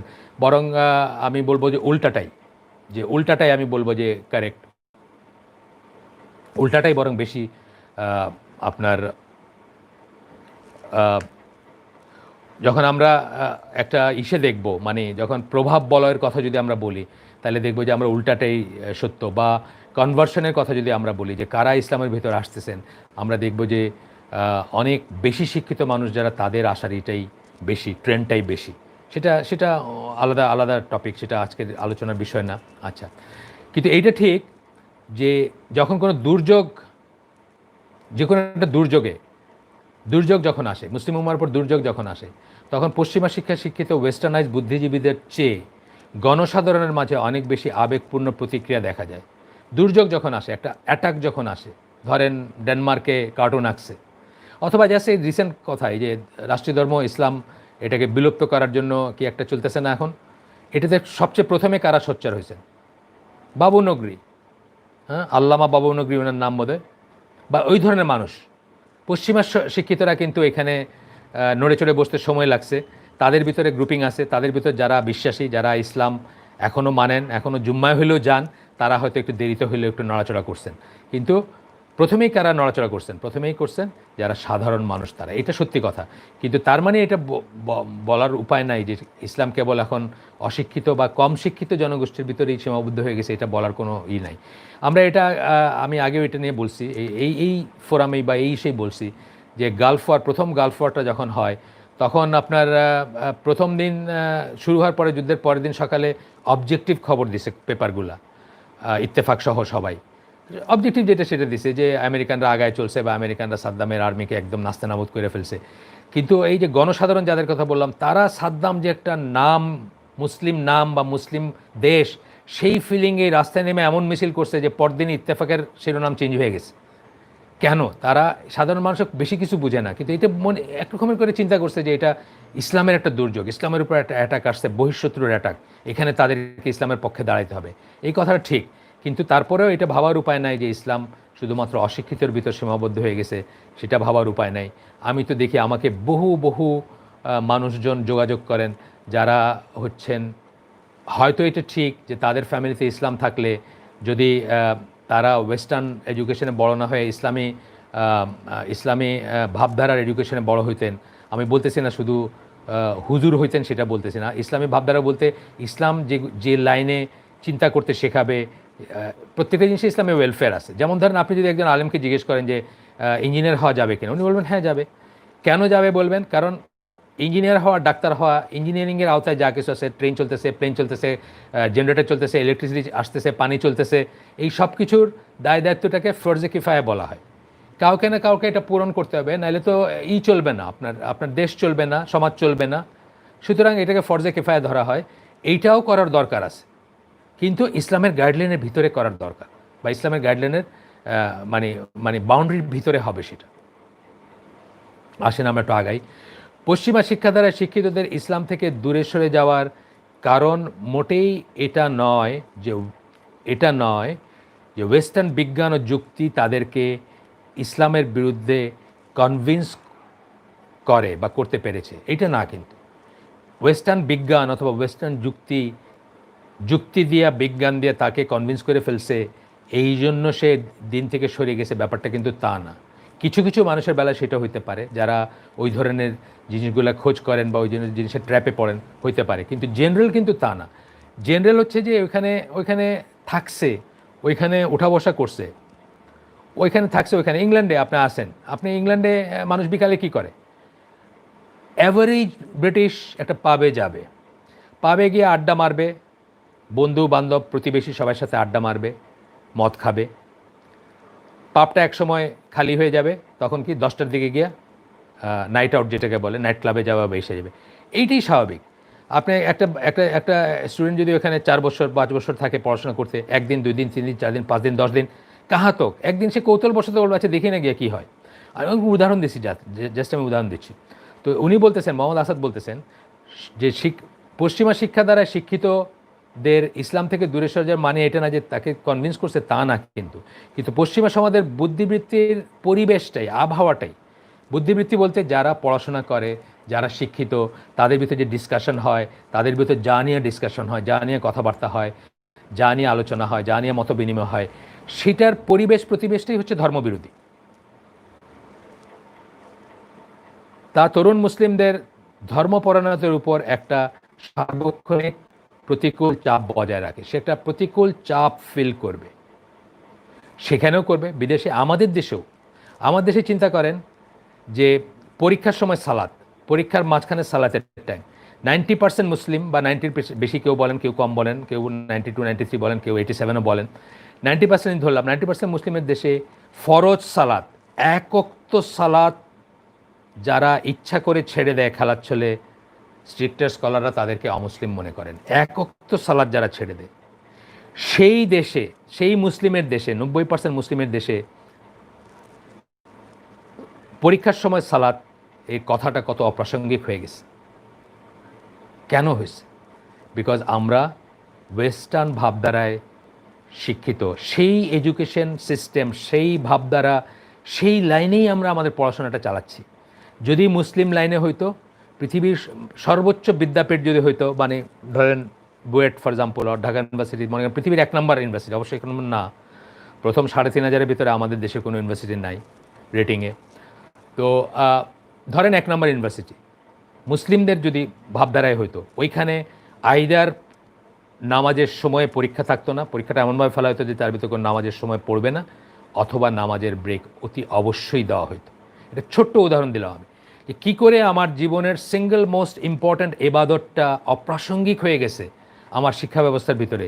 যে আজকে আমি জানি বুয়েটে এটা নিয়ে আমার ছেলের ইয়ারে যখন তারা চাইছে যে নামাজের সময় চলে যাচ্ছে, তখন এটা নিয়ে মানে প্রবল সমালোচনা হয়েছে, টিচাররা সমালোচনা করছেন যে এটা ছাড়া তো চলতেছে না বা এটা ছাড়া তো হচ্ছে না, অথচ এটা কত ইম্পর্ট্যান্ট এই কথাটা বোঝার ব্যাপার আছে। চিন্তা করে দেখেন একটু আমি কি বললাম, আমি কি খারাপ কথা বললাম, নাকি আমি কি মুসলিম হিসাবে, একজন মুসলিম বিশ্বাসী মুসলিম হিসাবে আপনারা চিন্তা করে দেখেন আমি কি একটা অপ্রাসঙ্গিক কথা বললাম, আমি কি বা উনি কি অপ্রাসঙ্গিক কথা, উনি অবশ্যই এক্সাম্পলটা দেন, এক্সাম্পলটা আমার, বাট আমি কি কোনো বললাম, আমি কি কোনো অপ্রাসঙ্গিক কথা বললাম? আচ্ছা, তো এরপরে পয়েন্টটা আসতেছে যে একটা শিশু যখন বড় হয় তখন যুক্তিতর্ক বুঝে শুনে সে বিশ্বাসী বা অবিশ্বাসী হয় না, যুক্তিতর্কের জন্য কিন্তু হয় না। সে কি তাকায় দেখে নাকি তার বাপ কি যুক্তি দিতেছে সেই জন্য সে বিশ্বাসী হবে, অথবা তার মা কি যুক্তি দিতেছে সেই জন্য সে বিশ্বাসী হবেন না। একটা পরিবেশ থাকে, যে পরিবেশে বড় হয় সেই পরিবেশের উপর নির্ভর করে সে বিশ্বাসী হয়ে বড় হবে না অবিশ্বাসী হয়ে বড় হবে। ঠিক আছে, এটাতে এখানে উনি সেই ফেমাস হাদিসটা কোট করছেন, আমরা পড়ি একটু সেটা, যেখানে বলতেছেন যে আল্লাহ রাসূল সাল্লাল্লাহু আলাইহি ওয়াসাল্লাম বলছেন যে every child is born on original purity, ফিতরার উপর জন্ম নেয়, প্রত্যেকটা শিশু ফিতরার উপর জন্ম নেয়। কোরআনেও আছে এইরকম এই থিমের কথা। And it is but his parents who make him a Jew, a Christian or a Zoroastrian. কিন্তু কি করে, তার বাবা মা তাকে একটা ইহুদি বানায়, খ্রিশ্চান বানায়, অথবা জরস্ট্রিয়ান বানায়, অগ্নি উপাসক বা জরাথুস্ট্রাকে যারা ফলো করে, জরাথুস্ট্রাকে গড মানে যারা, বা তাকে ফলো করে, দাস পেক জরাথুস্ট্রা একটা বই আছে, আপনার হয়তো নাম শুনছেন। তাই যাই হোক, তাদেরকে জরস্ট্রিয়ান বলা হয়। আপনার এটা সহিহ বুখারীর হাদিস। আমরা পার্সি যাদের বলি আর কি, অগ্নি উপাসক, ইরানিয়ানরা আগে যা ছিল, ইরানিয়ানরা কনভার্সনের আগে যা ছিল, বা আমাদের দেশে পার্সি বলে, ইন্ডিয়াতে একটা বড় জনগোষ্ঠী আছে পার্সিদের, আমাদের দেশেও কিছু আছে, তাদের হচ্ছে জরস্ট্রিয়ান বলে তাদেরকে। তো বলতেছেন যে এটা রাসূল সাল্লাল্লাহু আলাইহি ওয়াসাল্লামের কথা এখানে বলতেছেন। তো এই হাদিসের প্যারেন্টস যখন আমরা বলতেছি, প্যারেন্টসের এক্সটেনশন হচ্ছে কি, প্যারেন্টস শব্দ যদি প্যারেন্টস বলা হয়েছে, প্যারেন্টসরা কী দেয়, একটা বাচ্চাকে কী দেয়? পরিবার দেয়, একটা স্কুলে প্লেস করে, সেটা তো প্যারেন্টসই ডিফাইন করে, বা প্যারেন্টসই তো এটা ডিসাইড করে কোন স্কুলে দিবে, বা সমাজ কোন কোন কমিউনিটিতে বসবাস করবে, কোথায় বসবাস করবে, সব চারিদিকে দিনী ভাইদের মাঝখানে কি বসবাস করবে, নাকি চারিদিকে মানে ওয়েস্টার্ন ভাবধারার মানুষের মাঝখানে বসবাস করবে, এটা তো প্যারেন্টসরা ডিসাইড করে। সুতরাং বাই এক্সটেনশন প্যারেন্টসরা সেটাও দিয়ে থাকে বাচ্চাদের। তো এটা আর কি এইটার উপর ডিপেন্ড করে সে বিশ্বাসী হবে না অবিশ্বাসী হবে। যুক্তিতর্ক বুঝা সে বিশ্বাসী হয় না, বা যুক্তিতর্ক বুঝা বিশ্বাসী হইলো কি না হইলো সেটা কিন্তু ব্যাপার না, ব্যাপার হলো এটার উপর ডিপেন্ড করে সে বিশ্বাসী বা অবিশ্বাসী হয়।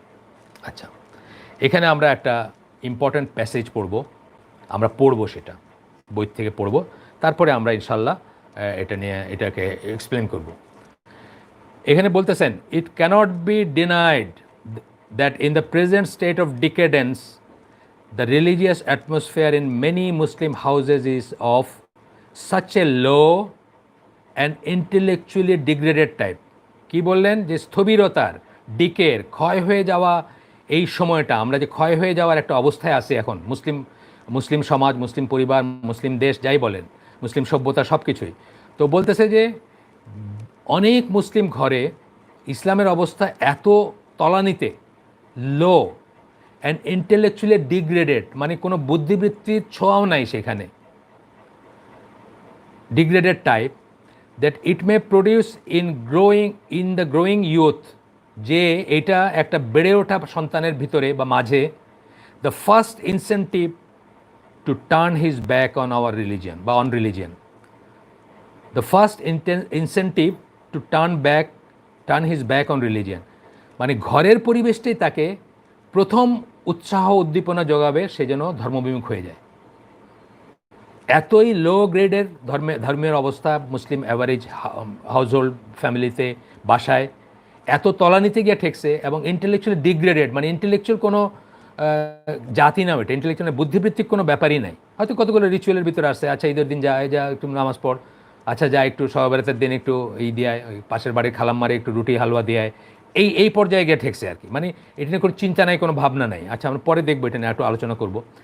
দিস মে বি সো, এটা আচ্ছা ঠিক আছে, বুঝলাম যে এটা কি, যে ঘর থেকেই তার প্রথম অনুপ্রেরণা, নজবিল্লা, নেগেটিভ সেন্সে অনুপ্রেরণা বলতেছি, অনুপ্রেরণা পাবে যাতে ধর্মকর্মকে সে পেছনে ফেলে যায় বা পিছন মানে পিঠ দেখায়। দিস মে বি সো, এটা হইতে পারে, but in the case of education of Muslim on western lines, কিন্তু পশ্চিমা ভাবধারায় যখন মুসলমানদের শিক্ষা দীক্ষা দেওয়া হবে, the effect not only may, মানে এফেক্টটা হবে, যে ফলাফলটা হবে, এটা মে না, মানে হইতে পারে না, may be, but most probably will be, সম্ভবত, খুব সম্ভবত উইল বি, হবেই, an anti religious attitude in letter life, পরবর্তী জীবনে একটা ধর্মবিরোধী বা ধর্মবিমুখ মন মানসিকতা তার হবে। এইটাই হবার কথা যখন উপরন্তু তাকে, একে তো আমাদের ঘরগুলাতে ইসলাম তলানিতে, কোনো ইন্টেলেকচুয়াল নাই ইসলামের, মানে বুদ্ধিভিত্তিক কোনো চর্চা নেই ইসলামের, আর তারপরে যদি ওয়েস্টার্ন লাইন অফ এডুকেশন হয়, তাহলে মোটামুটি নিশ্চিতভাবে বলা যায় যে সে ধর্মবিমুখ হবেই। আচ্ছা, এখানে দুইটা শব্দ আমরা বলবো। প্রথমে বলছি লো, তলানিতে পৌঁছানো, যেটা দিন মানেন না বা দিনের প্র্যাকটিস করেন না বা শিখেন না বা শেখান না, এটা কিন্তু কি নালিফায়ার অফ ইসলাম বা নালিফায়ার্স অফ ইসলামের একটা, ইমান ইসলাম বিনষ্টকারী বিষয়ের একটা। আপনাদের যদি মনে থাকে, আপনারা যদি পড়ে থাকেন বা শুনে থাকেন এই আলোচনা, তাহলে আপনাদের মনে থাকবে যে আমাদের সিস্টেমে আমরা যে আলোচনা করি সেখানে এটা হচ্ছে আপনার 12টা পয়েন্ট আমরা আলোচনা করি, এটা হচ্ছে আপনার 10 নম্বর পয়েন্ট, 10-11 নম্বর পয়েন্টে আসে এটা, যে 10 নম্বর পয়েন্ট, এটা এক্স্যাক্টলি 10 নম্বর পয়েন্ট, যে আপনি দিন মানেন না, প্র্যাকটিস করেন না, দিন শিখেন না, নিজে শিখেন না, সন্তানদেরকে বা আপনার আন্ডারে যারা তাদের শেখান না, এগুলো হচ্ছে ইমান বিনষ্টকারী বিষয়। ঠিক আছে? সেই জন্য কি আপনার ঘরে দিনের অবস্থা তলানিতে, এসবের ভিতরে লাভ দেখেন না আপনার, এগুলোর ভিতরে আমরা লাভ দেখি না, এগুলো করলে তো লাভ হয় না, কোনো টাকা পাওয়া যায় না, চাকরি পাওয়া যায় না, ক্যারিয়ার গঠন হয় না। আসলে আখেরাতের বিশ্বাসই করেন না হয়তো, মানে এইভাবে যারা চিন্তা করেন তারা হয়তো আখেরাতের রিয়েলি বিশ্বাসই করেন না। আমি বিচার করতে যাচ্ছি না, পার্সোনালি বলতেছি, আমি জেনারেল কথা বলতেছি। উদাহরণস্বরূপ আমি বলছি, এই 1 বছর আগে যে এইচএসসি পরীক্ষা হলো, এটা রোজার ভিতরে হয়েছে কিন্তু, মানে ঠিক আছে, রোজার ভিতরে হয়েছে এইচএসসি পরীক্ষাটা, এবং আপনার অলমোস্ট আমার ভাতিজা সেই পরীক্ষাটা দিছে ঢাকায়, অলমোস্ট কেউই রোজা রাখে নাই। ইন্টারমিডিয়েটের ছেলেদের তো রোজা ফরজ, এটাতে সন্দেহের কোনো অবকাশ নাই, তাই না? অলমোস্ট কেউই রোজা রাখে নাই। যারা বিশ্বাস করে না তারা তো রাখেই নাই, যারা বিশ্বাস করে তারাও রাখে নাই। যারা বিশ্বাস করে না তাদের কথা তো আলাদা, বাদই দিলাম। যারা বিশ্বাস করে, সামহাও বিশ্বাস করেন, তাদের কাছেও পরীক্ষায় খারাপ করার ভয়টা আল্লাহর ভয়ের চেয়ে বেশি। তারাও তাদের বাচ্চাকে রোজা রাখতে বারণ করছেন বা তাদের বাচ্চারা রাখে নাই। পরীক্ষায় খারাপ করার ভয়টা, এতে যে লসটা হবে, দুনিয়াবি লস হয়ে ভালো চাকরি পাবে না, ভালো এটা পাবে না, ভালো ক্যারিয়ার গঠন করতে পারবে না, ইফ অ্যাট অল আর কি। আমার ভাতিজা রোজা রেখে তার রোজার পরীক্ষাগুলোই বেস্ট মার্ক পাইছে সে, জাস্ট আল্লাহর রহমত বা জাস্ট বিশ্বাসের জোর যাই বলেন। সে কিন্তু ওই দিনগুলোতেই যে 3টা পরীক্ষা বোধহয় হয়েছে, 3টাতেই সে ভালো মার্ক পাইছে, মানে রোজার বাইরে যেগুলো হয়েছে সেগুলো থেকে। পরীক্ষা তো শুরু হয়েছে রোজার আগে, সেগুলো আছে। তাহলে তারা পরীক্ষায় খারাপ করার ভয়টাকে আল্লাহর ভয়ের চেয়ে বেশি করেন, কেয়ার করেন, মানে ওই ভয়টাকে বেশি করেন। সেটা আমরা কোথায় পাই? আরও দেখি যে প্রশ্ন ফাঁস যখন হইতো পাবলিক পরীক্ষাগুলার, এলিট, আমাদের এক পরিচিত ভদ্রলোক, ওনার বইয়ের দোকান আছে ফর লাস্ট ডনকি ইয়ার্স, 40 ইয়ার্সের মতো। তার দোকানটা খুব এলিট কয়েকটা স্কুলের মানে ভিসিনিটিতে। লাইন ধরে বাবা মারা এসে জিজ্ঞেস করছে যে প্রশ্নের কপি পাওয়া যাবে কিনা, লাস্ট মোমেন্টে অথবা আগের সন্ধ্যায়। আর যখন উনি বলছেন যে নাই, পাওয়া যাবে না বা তার কাছে নাই, তখন তারা খুব হতাশা ব্যক্ত করছেন।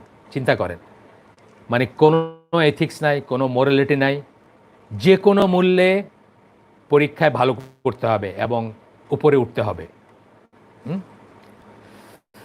তারা এসে ফাঁস হওয়া প্রশ্নপত্রের কপির জন্য লাইন দিয়েছেন সেখানে, এবং যখন শুনছেন নাই, তারা খুব বিরক্ত হয়েছেন, অথবা এটা কি হইলো, মানে এই ধরনের একটা দেখাইছেন। এটা হইলো ল, ধর্মীয় দিক দিয়ে ল আমরা বললাম। পরিবারে, যে কোনো প্রত্যেকটা পরিবারে, ইসলামী মুসলিম পরিবারে ধর্মটা এখন তলানিতে আছে, বা তলানিতে, অ্যাভারেজ বলতেছি, এক্সেপশনের কথা আমরা বলতেছি না। আর ইন্টেলেকচুয়ালি ডিগ্রেডেড বলতে কী বোঝাচ্ছি আমরা? ইসলাম বা এর বিধান বা এর জীবন ব্যবস্থা নিয়ে, জীবন ব্যবস্থা কেন ধরেন শ্রেষ্ঠ, এই আমরা এটা আলোচনা করতে পারতাম খাওয়ার টেবিলে অথবা পরে, বা পরিবারের ভিতরে আলোচনা করতে পারতাম। শিক্ষিত পরিবারগুলো বিশেষ করে বলতেছি যে কেন ইসলামের এই বিধানটা কেন দিছেন আল্লাহ, এটার উইজডমটা কী, এই জীবন ব্যবস্থা কেন শ্রেষ্ঠ, কেন আমরা বলি শ্রেষ্ঠ। বিলিফ সিস্টেম বা জীবন ব্যবস্থা হিসেবে কেন মানুষের জন্য কল্যাণকর? আমরা বলি কল্যাণকর, কিন্তু আমরা কি জানি কেন? এটা আলোচনা করতে পারতাম। একজন পিএইচডি করা বাপ তার মাস্টার্স পড়া ছেলেকে অথবা ম্যাট্রিক পাস করা মেয়েকে এইগুলো সম্বন্ধে আলোচনা করতে পারতেন। বাসায় একটা অ্যাটমসফিয়ার থাকতো ইসলাম নিয়ে আলোচনা করার। এসব নিয়ে কোনো পড়াশোনা বা আলোচনা বা বিনিময় কোনো পরিবারে অলমোস্ট নাই। শুধু তাই নয়, অ্যাভারেজ পরিবারের এইসবের কোনো রিসোর্সও থাকে না। অ্যাভারেজ যে পরিবার আমরা, কোনো রিসোর্স থাকে না, মানে এমনিতে তো চর্চাটা নাই। আর একজন ধরেন এক্সেপশনাল একটা ছেলে বা একটা মেয়ে, সে চাইলেও কিছু একটা সম্বন্ধে জানতে, সেটারও কোনো রিসোর্স থাকে না। মধ্যবিত্তের বুকশেলফ কী দিয়ে ভরা থাকে? আপনারাই বলেন তো কী দিয়ে ভরা থাকে? ধর্মত্যাগী স্বধর্মী আতেল উপন্যাস দিয়ে ভরা থাকে। পপুলার উপন্যাস, যেটা শত শত উপন্যাস লিখছেন তাদের উপন্যাস দিয়ে ভরা। পারলে সেই চরিত্রের মতো সেই কালারের পাঞ্জাবি পরে ছেলে চলাফেরা করে, মেয়ে সেটার প্রভাবে আত্মহত্যা করে। এগুলো তো পেপারে আসছে, আমি বলতেছি, বানায় বলতেছি না, পেপারে আসছে যে নামকরা উপন্যাসিক বাংলাদেশের তার লেখার প্রভাবে মেয়েরা আত্মহত্যা প্রবণ হয়ে গেছে, এসব পেপারে আসছে। তো কী দিয়ে ভরা থাকে আমাদের বুকশেলফ? ধর্মত্যাগী স্বধর্মী আতেল বা বিধর্মীদের গল্প, উপন্যাস, কল্পকাহিনী দিয়ে ভরা থাকে। যাদের ঘরে একটা বুকশেলফও নেই, এমন মানুষ আছে, ধরেন যাদের ঘরে একটা বুকশেলফ নেই, তারা কোথায় শোনার জায়গা? তাদের মসজিদে শোনার জায়গা ছিল। মসজিদে গিয়ে দুইটা জ্ঞানের কথা শুনবেন। এটার কি উপায় আছে? বাংলাদেশের মসজিদে গিয়ে এটা সম্ভব? এটা করা হয়? এটা করা যায়? যায় না। অ্যাভারেজ মসজিদে জুমার খুতবা শুনে বুদ্ধিবৃত্তির খোরাক পেয়ে ইসলামকে ভালোবাসার ব্যাপারে উজ্জীবিত হবার সম্ভাবনা কতটুকু? আপনারাই বলেন কতটুকু? অ্যাভারেজ মসজিদে আপনার জুমার খুতবা শুনছেন, বুদ্ধিবৃত্তির খোরাক পাইছেন, আপনার ইন্টেলেকচুয়াল ফুড যদি আমরা বলি, বা বুদ্ধির খোরাক পাইছেন, পায়া আপনি ইসলামকে ভালোবাসার ব্যাপারে উজ্জীবিত হয়েছেন, এটার সম্ভাবনা কতটুকু? অলমোস্ট জিরো, তাই না? খুতবা তো কিছু বুঝেনি না। অ্যাভারেজ মসজিদে খুতবা বোঝেন? 99% মানুষ, 99% মসজিদে খুতবা কিছু বোঝেনি না। খুতবার আগের বয়ানটা শুনে যদি কিছু বোঝেন আর কি, বা করেন। এসবের সাথে যদি পশ্চিমা ধারার শিক্ষা যুক্ত হয়, এগুলো তো আছে, এগুলো হলো আমাদের পরিবেশ প্রতিবেশ ঘরের অবস্থা। আর তার সাথে যদি পশ্চিমা শিক্ষা আপনি যুক্ত করেন, বা পশ্চিমা ধ্যান ধারণার শিক্ষা যদি আপনি যুক্ত করেন, তবে একজন বেড়ে ওঠা মুসলিমের পরিণত জীবনে তিনি যে ধর্মবিরোধী একটা দৃষ্টিভঙ্গি পোষণ করবেন, এটা প্রায় নিশ্চিত। যেটা হচ্ছে এখন আমরা দেখতেছি যে একটা ইউনিভার্সিটি পড়া, একটা বুয়েট পড়া বা একটা মেডিকেল পড়া অ্যাভারেজই সে ধর্মের কথা শুনতে চায় না, ধর্মবিমুখ সে। তো এটা শুধু পসিবল না, এটা প্রবেবল। পসিবল আর প্রবেবলের ভিতর তো জানেন না, তফাৎটা জানেন না আপনারা। পসিবল হচ্ছে যে কোনোভাবে সম্ভব, আর প্রবেবল হচ্ছে লাইকলি অলসো, এটা লাইকলি। আচ্ছা, এরপরের পয়েন্টটা হচ্ছে পশ্চিমা লাইনে মুসলিমদের শিক্ষা দীক্ষার বিরোধিতা করা মানে মোটেই এটা নয়, এটা মোটেই না যে ইসলাম শিক্ষা দীক্ষা বিরোধী। ইসলাম কিন্তু শিক্ষা দীক্ষা বিরোধী কোনো দিন না, এটা মোটেই না। এটা চিন্তা করার কোনো কারণ নেই। আপনারা এই যে চ্যাট বলে বোধহয়, লাইভ চ্যাট, এখানে যে লেখাগুলো লেখেন, এগুলো পড়ার আমার অবকাশও নাই, উপায়ও নাই। তাহলে আমি যে কাজটা করতেছি এটা করতে পারবো না। একটু করে চোখে পড়লো, স্যার প্লিজ মেনশন, এটা মিনিংলেস। আপনি কষ্ট করতেছেন, শুধু কিবোর্ডে আপনার আঙ্গুলগুলোকে কষ্ট দিচ্ছেন। এটা আমি পড়তেও পারবো না, আর এটা পড়ে আমি কিছু বলতেও পারবো না এখানে। তাহলে আমার মেইন বক্তব্য থেকে আমি সরে যাব। এটা আপনাদেরকে বুঝতে হবে। শুধু এই কষ্টটা করেন না। আপনারা নিজেদের ভিতরে আলাপ আলোচনা করতে পারেন, করতে চান, সেটা আলাদা একটা টপিক, আলাদা একটা ব্যাপার। কিন্তু শুধু আমার উদ্দেশ্যে এই কষ্টগুলো করবেন না। এরপরে পয়েন্ট, পশ্চিমা লাইনে মুসলিমদের শিক্ষা দীক্ষার বিরোধিতা করতেছি আমরা, তার মানে এটা না যে ইসলাম শিক্ষা দীক্ষা বিরোধী, মোটেই না। কিন্তু এটা কিছুতেই ভাবার কোনো কারণ নাই। আমরা ইসলামের ইতিহাসের দিকে তাকালেই সেটা দেখব যে উম্মি আরব জাতির ভিতরে ইসলাম কিভাবে জ্ঞান অর্জনের একটা বিপ্লব ঘটিয়েছিল। আসলে একটা বিপ্লবই ঘটাইছিল। উম্মি তো মানে আপনার সূরা জুমায় পড়ছেন না যে উম্মিদের ভিতরে, তাদের ভিতর থেকে একজন, মানে আরবরা ইন জেনারেল উম্মি ছিল। উম্মি মানে ইলিটারেট, অক্ষর জ্ঞান ছিল না তাদের। সেই জাতের ভিতর কী ধরনের বিপ্লব ঘটাইছিল ইসলাম এসে শিক্ষা দীক্ষার ব্যাপারে। এখানে আপনি মোহাম্মদ আসাদ কোরআনের এবং হাদিসের বেশ কিছু উদ্ধৃতি দিচ্ছেন। আমি একটু করে টাচ করে যাই, শুধু বেশ কিছু কথা বলছেন উনি।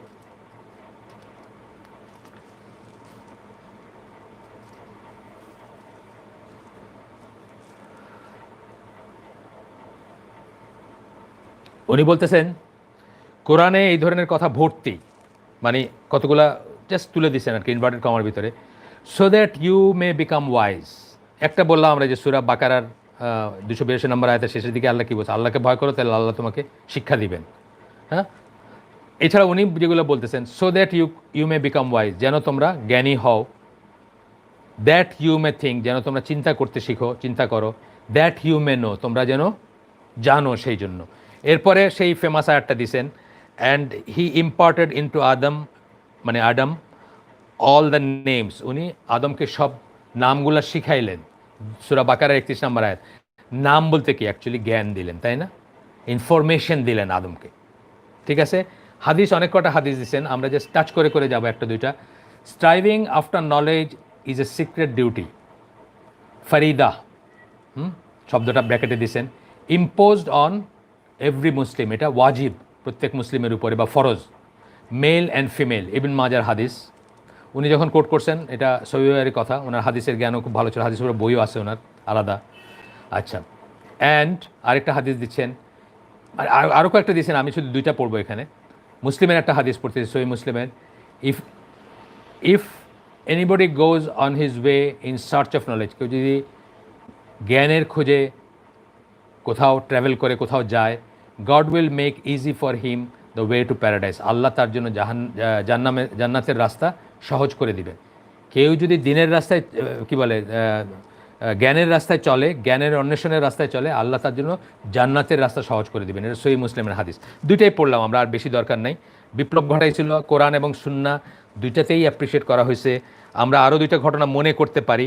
একটা হচ্ছে যে বদর যুদ্ধে যারা যুদ্ধবন্দী হয়েছিল, তাদের ভিতর যারা পারছে তারা তো র্যানসাম দিয়ে, মানে যাদের আত্মীয় স্বজন বড়লোক ছিল, টাকা পয়সা ছিল, তারা টাকা পয়সা দিয়ে তাদের ছুটায় নেওয়ার একটা স্কোপ ছিল, সেটা ব্যবস্থা ছিল, সেটা করছে। আর যারা ছিল না তাদেরকে রাসূল সাল্লাল্লাহু আলাইহি ওয়াসাল্লাম কী বলছিলেন, যে তোমরা এতজন মানুষকে পড়তে শিখাইবা, তাইলে তোমাদেরকে ছেড়ে দেওয়া হবে। মানে চিন্তা করেন তাইলে কীভাবে ভ্যালু করছেন। নিজে কিন্তু উনি পড়তে জানতেন না, কিন্তু তারপরে কীভাবে এটাকে ভ্যালু করছেন। এবং শুধু তাই না, মানে এটার জন্য, আন্ডারস্ট্যান্ডিংয়ের জন্য, যেখানে ওমর রাদিয়াল্লাহু আনহুকে তিরস্কার করছেন উনি তোরা পড়তে চাইছেন দেখা, সেখানে আরেকজন সাহাবী, যিনি তখনকার দিনের মিডিয়া পার্সোনালিটি বলতে পারি আমরা, হাসান বিন সাবিত, তাকে উনি অ্যাপ্রিসিয়েট করছেন, উনি যেন হিব্রু ল্যাঙ্গুয়েজ শিখেন, যাতে হিব্রু টেক্সটে কী আছে, ইহুদিদের বিচার যখন করবেন তখন যেন সেই সম্বন্ধে উনি রাসূল সাল্লাল্লাহু আলাইহি ওয়াসাল্লামকে ব্রিফ করেন, সেই জন্য। তো এটা বলতেছি। আরেকটা হচ্ছে যে মদিনার রাসূল সাল্লাল্লাহু আলাইহি ওয়াসাল্লামের পরে বা পরবর্তী সময়টাতে আমরা দেখি, এবং এখনও সেই ট্র্যাডিশনটা বজায় আছে, যে তখনকার মসজিদে কী দেখতো, মানে পিলারের আন্ডারে দেখা যেত যে এক একটা পিলারকে কেন্দ্র করে এক একটা গ্রুপ বসছে। একটা ম্যাথমেটিক্সের পিলার, একটা উসুল ফিকের পিলার, হয়তো আরেকটা হয়তো আপনার হাদিসের পিলার। এইভাবে পিলার, এক একটা পিলারকে করে সেখানে একজন আলেম বসছেন, তাকে ঘিরে একটা মানে গ্রুপ অফ পিপল বা ছাত্ররা তার চারিদিকে বসছেন। এগুলো বর্ণনা পাবেন, আপনি একটু ইসলামিক হিস্ট্রি পড়লে দেখবেন যে কীভাবে এটাকে অ্যাপ্রিসিয়েট করা হতো, কীভাবে জ্ঞান অর্জনকে করা হতো। আচ্ছা, এরপরে পয়েন্টটা বলতেছেন মোহাম্মদ আসাদ, যে মানে উনি বলছেন, আমরা আগেই বলছি, পশ্চিমা সভ্যতার জ্ঞান বিজ্ঞানের অন্বেষণের পেছনে চালিকা শক্তি কিন্তু খ্রিস্ট ধর্ম নয়। আপনারা আবার এটাকে মনে করায় দিচ্ছেন যে খ্রিশ্চান ধর্মের কারণে বা সেটার অনুপ্রেরণায় কিন্তু তারা জ্ঞান বিজ্ঞান বা অন্বেষণের জ্ঞান বিজ্ঞান বা যা উন্নতি হয়েছে, তাদের যে রেনেসা, তারপরে আপনার ফ্রেঞ্চ রেভলিউশন, তারপরে ইন্ডাস্ট্রিয়াল রেভলিউশন, হ্যাঁ, এইগুলা কিন্তু কোনোটাই দিয়া না, মানে খ্রিস্ট ধর্মের জন্য হয় নাই, বরং খ্রিস্ট ধর্ম ত্যাগ এর জন্য সেটা হয়েছে আমরা বলতে পারি। খ্রিস্ট ধর্মকে ত্যাগ করছেন, বিদ্রোহ করছেন, তার এগেন্সে ত্যাগ করছেন, সেই জন্য সেটা হয়েছে আমরা বলতে পারি, কিন্তু খ্রিস্ট ধর্মের জন্য হয় নাই। সেটা একটা ইম্পর্ট্যান্ট পয়েন্ট টু নোট, অবশ্যই নোট করবেন, সেটা খুব important point to note.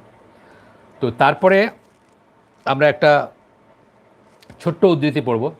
History proves beyond any possibility of doubt, সন্দেহাতীতভাবে ইতিহাস প্রমাণ করে, that no religion has ever given a stimulus to scientific progress comparable to that of Islam. কোনো দিন তার অনুসারীদেরকে এই পর্যায়ে প্রেরণা দিতে পারছে টু সায়েন্টিফিক প্রোগ্রেস, বৈজ্ঞানিক অন্বেষণ, বৈজ্ঞানিক চিন্তাভাবনা, বৈজ্ঞানিক উন্নতি, বৈজ্ঞানিক পড়াশোনা, বৈজ্ঞানিক গবেষণার দিকে এই পরিমাণ অনুমতি দিতে পারছে ইসলামের সাথে কম্পারেবল, এটা হিস্ট্রিতে কোনো নজির নাই। ইসলাম যেভাবে বলতে গেলে বিপ্লব নিয়ে আসছে, আপনারা এই আরব সায়েন্টিস্টদের যে এত মোটা লিস্ট পাবেন বা এত মোটা হিস্ট্রি পাবেন, সেটা পুরাটাই কিন্তু ইসলামের অনুপ্রেরণায় অনুপ্রাণিত হয়ে গেল। আজকের এই স্থবির ও নতজানু অবস্থায় বসে আমরা অতীতের ঐতিহ্য নিয়ে অহংকার করব না, এটা আমাদের মানায় না। আজকে আমাদের যে দুরবস্থা, আমরা যে এই জন্য উনি বলতেছেন মানায় না, আমিও মনে করি মানায় না। আমরা সবসময়, অনেক মানুষ আছে আমাদের যারা অতীতে বসবাস করে রীতিমতো, হয় অতীতকে আমরা জানবো, আমরা ভিতরে গর্ববোধ করব এবং ইট ইজ পসিবল আমাদের জন্য আবার সেখানে যাওয়া বা সেই অবস্থায় পৌঁছানো, সেটাও করব, কিন্তু অতীতে বসবাস করব না, আমরা সামনের দিকে আগায় যাব। অ্যাট দ্য সেম টাইম সামনের দিকে আগাবো, নিজেরা আগাবো। ওই মাহদি কনসেপ্টে একজন ঘোড়ায় চড়ে আসবে, নাইট যে কনসেপ্টটা আর কি, যে একজন রাজপুত্র সে মিরাকেল নিয়ে আসবে আর সব কিছু চেঞ্জ করে দিবে, ততদিন পর্যন্ত আমরা ঢুলুঢুলু চোখে বসে শুধু ঝিমাবো, সেটাও আমরা করব না। তো বলতেছেন যে আমরা আমরা গর্ব করব না বা অহংকার করব না, তা করা আমাদের মানায় না, মোহাম্মদ আসাদ বলতেছেন। তারপরে বলতেছেন, but we must realise that it was the negligence of the Muslims and not the deficiency in the teaching of Islam. আমাদের অবশ্যই অনুধাবন করতে হবে যে এটা মুসলিমদের নেগলিজেন্স, মুসলিমদের অবহেলা, মুসলিমদের স্থবিরতা, কমপ্লেসেন্ট, আত্মতৃপ্তি বা যা আছে এটা নিয়ে থাকবো, এরকম জিনিস নেগলিজেন্সের জন্য, and not the deficiency in the teaching of Islam, ইসলামের শিক্ষার কোনো ত্রুটির জন্য না, that caused our present decay, যে জন্য আমরা আজকের ক্ষয়িষ্ণু অবস্থা বা ক্ষয় হয়ে যাওয়া অবস্থায় আসছি, সেটা ইসলামের জন্য না, এটা আমাদের জন্য আসছে। আচ্ছা, আমাদের বোঝা উচিত আমাদের অবহেলার জন্য আজ আমাদের এই দুরবস্থা। সেই কথাটা আমি আরেকভাবে বলছি আর কি, ইসলামের কোনো অপূর্ণতার জন্য নয়, ইসলামের কোনো অপূর্ণতার জন্য এটা হয় না। আমি একটু টাইমটা দেখি কতক্ষণ হলো, আমরা যতটুকু পারি। আমাদের টাইম তো শেষ হয়ে গেছে। আচ্ছা, এইখানে তাহলে আমরা আজকের জন্য শেষ করি। আমাদের 9:30 থেকে শুরু, হ্যাঁ শেষ, আমাদের টাইম শেষ। আমরা দেখি আমাদের জন্য প্রশ্ন আছে কিনা, সিলেট থেকে কোনো প্রশ্ন আসছে কিনা দেখি একটু। কালাম ভাই নিশ্চয়ই জানেন যে আমি অনলাইন আসি অন্য একটা ইসে, এখানে প্রশ্ন পাঠাই দিলে আমি রেডিলি পাবো ইনশাল্লাহ। আমি একটু দেখি, 1 মিনিট, আসে নাই যদ্দূর, তারপরেও একটু তারপরেও দেখি আমি।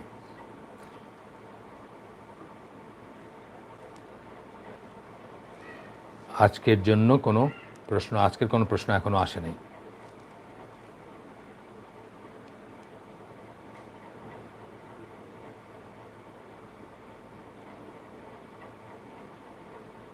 হ্যাঁ, আজকেরটা আসে নাই। আমরা ওয়েট করি একটু, ততক্ষণ আমি একটা পয়েন্ট পড়তে থাকি যতক্ষণ এটা অন করা আছে।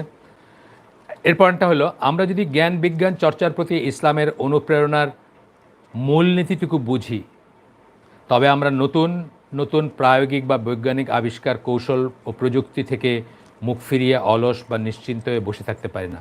আমরা যদি বুঝতাম যে ইসলাম জ্ঞান বিজ্ঞানের প্রতি কতটুকু উৎসাহ দিছে, জ্ঞানের প্রতি, নতুন কিছু শেখার প্রতি, নতুন দিগন্ত উন্মোচন করার প্রতি, তাইলে আমরা মুখ ফিরিয়ে বসে থাকতে পারি না ইসলাম থেকে। এইখানে আমরা আরেকটা উদ্ধৃতি পড়ি, যেহেতু আমার কাছে প্রশ্ন এসে পৌঁছায় না এখনও, আসুক ততক্ষণে আমরা আরেকটা উদ্ধৃতি পড়ি।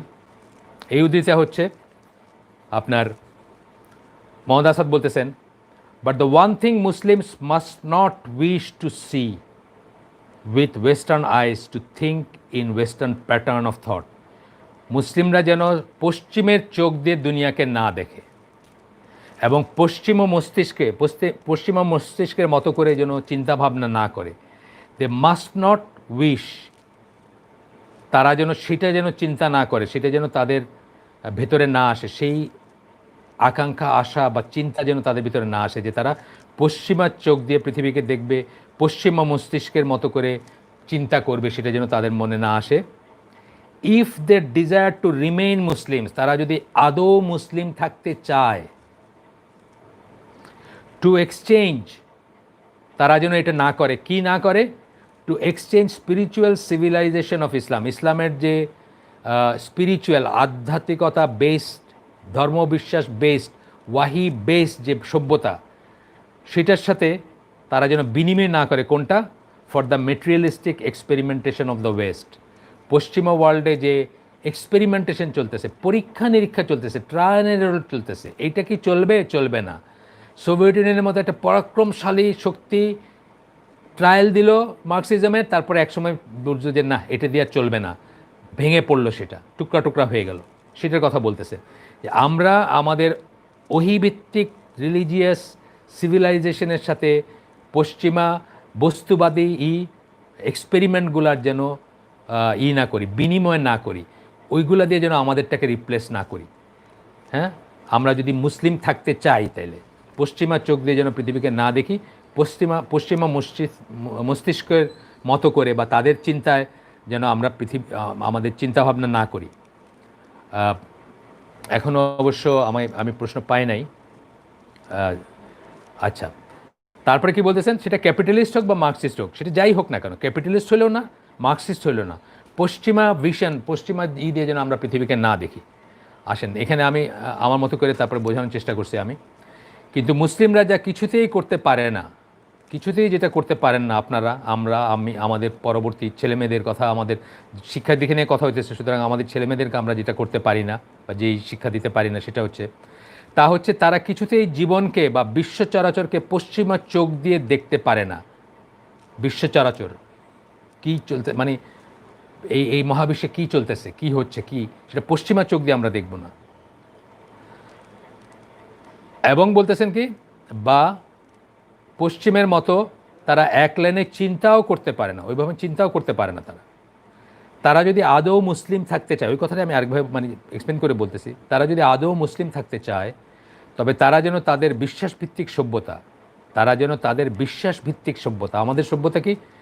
বিশ্বাসভিত্তিক সভ্যতা, সিভিলাইজেশন অফ ফেইথ। প্রাসঙ্গিকভাবে একটা বইয়ের কথা বলতেছি, আপনারা পড়ে দেখতে পারেন।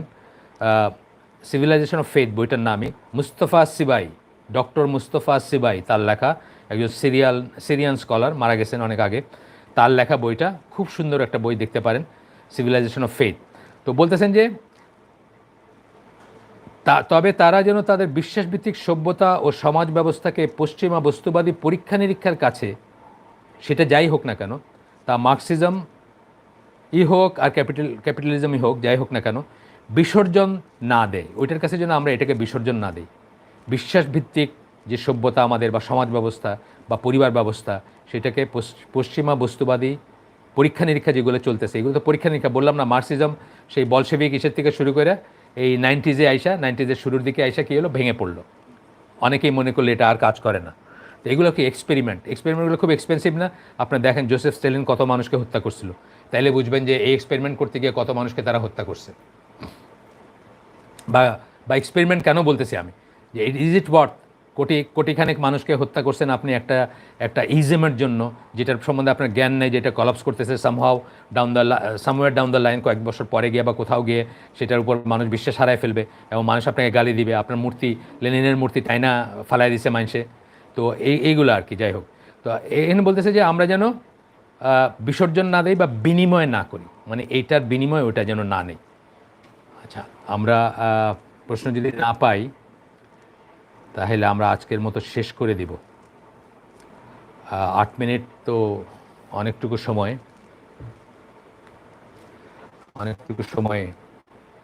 গতদিন যেটা হয়েছিল, আরেক দিন এরকম হইলো, সেই দিন সঞ্চালক যিনি আবুল কালাম ভাই সিলেট মসজিদের, তার ফোনটা ডার্ক হয়ে গেছিলো, মানে ডিসপ্লে নষ্ট হয়ে গেছিলো, এবং উনি কাউকে, আর অন্য জায়গায় ছিলেন, কাউকে বলতেও পারতেছিলেন না, কারণ অন্য কোনো নাম্বার উনি দেখতে পাচ্ছিলেন না।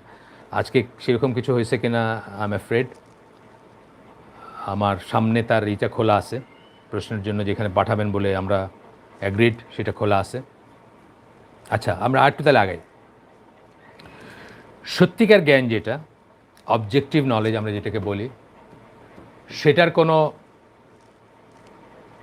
কোনো নাই, পূর্ব বা পশ্চিম নেই, সেটা পূর্বের বা পশ্চিমের না। অবজেক্টিভ নলেজ যেটা, বরং তা সার্বজনীন। ঠিক যেমন প্রকৃতির নিয়মগুলোকে, সেগুলো সার্বজনীন না, সবার জন্য প্রযোজ্য। মুসলিমদের জন্য একটা আর ইসের জন্য একটা তা না। সূর্য ওঠে, সবার জন্য ওঠে, সূর্য ডুবে, সবার জন্য ডুবে, বৃষ্টি সবার জন্য, ঝড় সবার জন্য, অ্যান্ড সো অন। তো ঋতুর পরিবর্তন ধরেন বা মহাকর্ষ বল ধরেন, এটা সবার জন্য সত্যি। এটা মানে আপনার জন্য সত্যি, আমার জন্য সত্যি না, এমন কোনো কথা না। কিন্তু কোনো একটা বাস্তবতাকে কিভাবে উপস্থাপন করা হলো তা ব্যক্তিভেদে বা দৃষ্টিভঙ্গি ভেদে বা দৃষ্টিভঙ্গির তারতম্যের জন্য ভিন্ন ভিন্ন হতে পারে। কিন্তু একটা বাস্তব একটা জিনিসটা বাস্তব, এখানে সবার জন্য সমান, কিন্তু এটাকে অনেক সময় কিভাবে উপস্থাপন করা হলো সেটা এক একজন হয়তো এক একভাবে বলতে পারেন। যেমন খুব কমন যে এক্সাম্পলটা আমরা দেখি সেটা হচ্ছে যে একটা গ্লাস অর্ধেক পানি আছে ধরেন, একজন মানুষ বলবেন যে গ্লাসটা অর্ধেক খালি, আরেকজন মানুষ বলবেন যে গ্লাসটা অর্ধেক ভর্তি।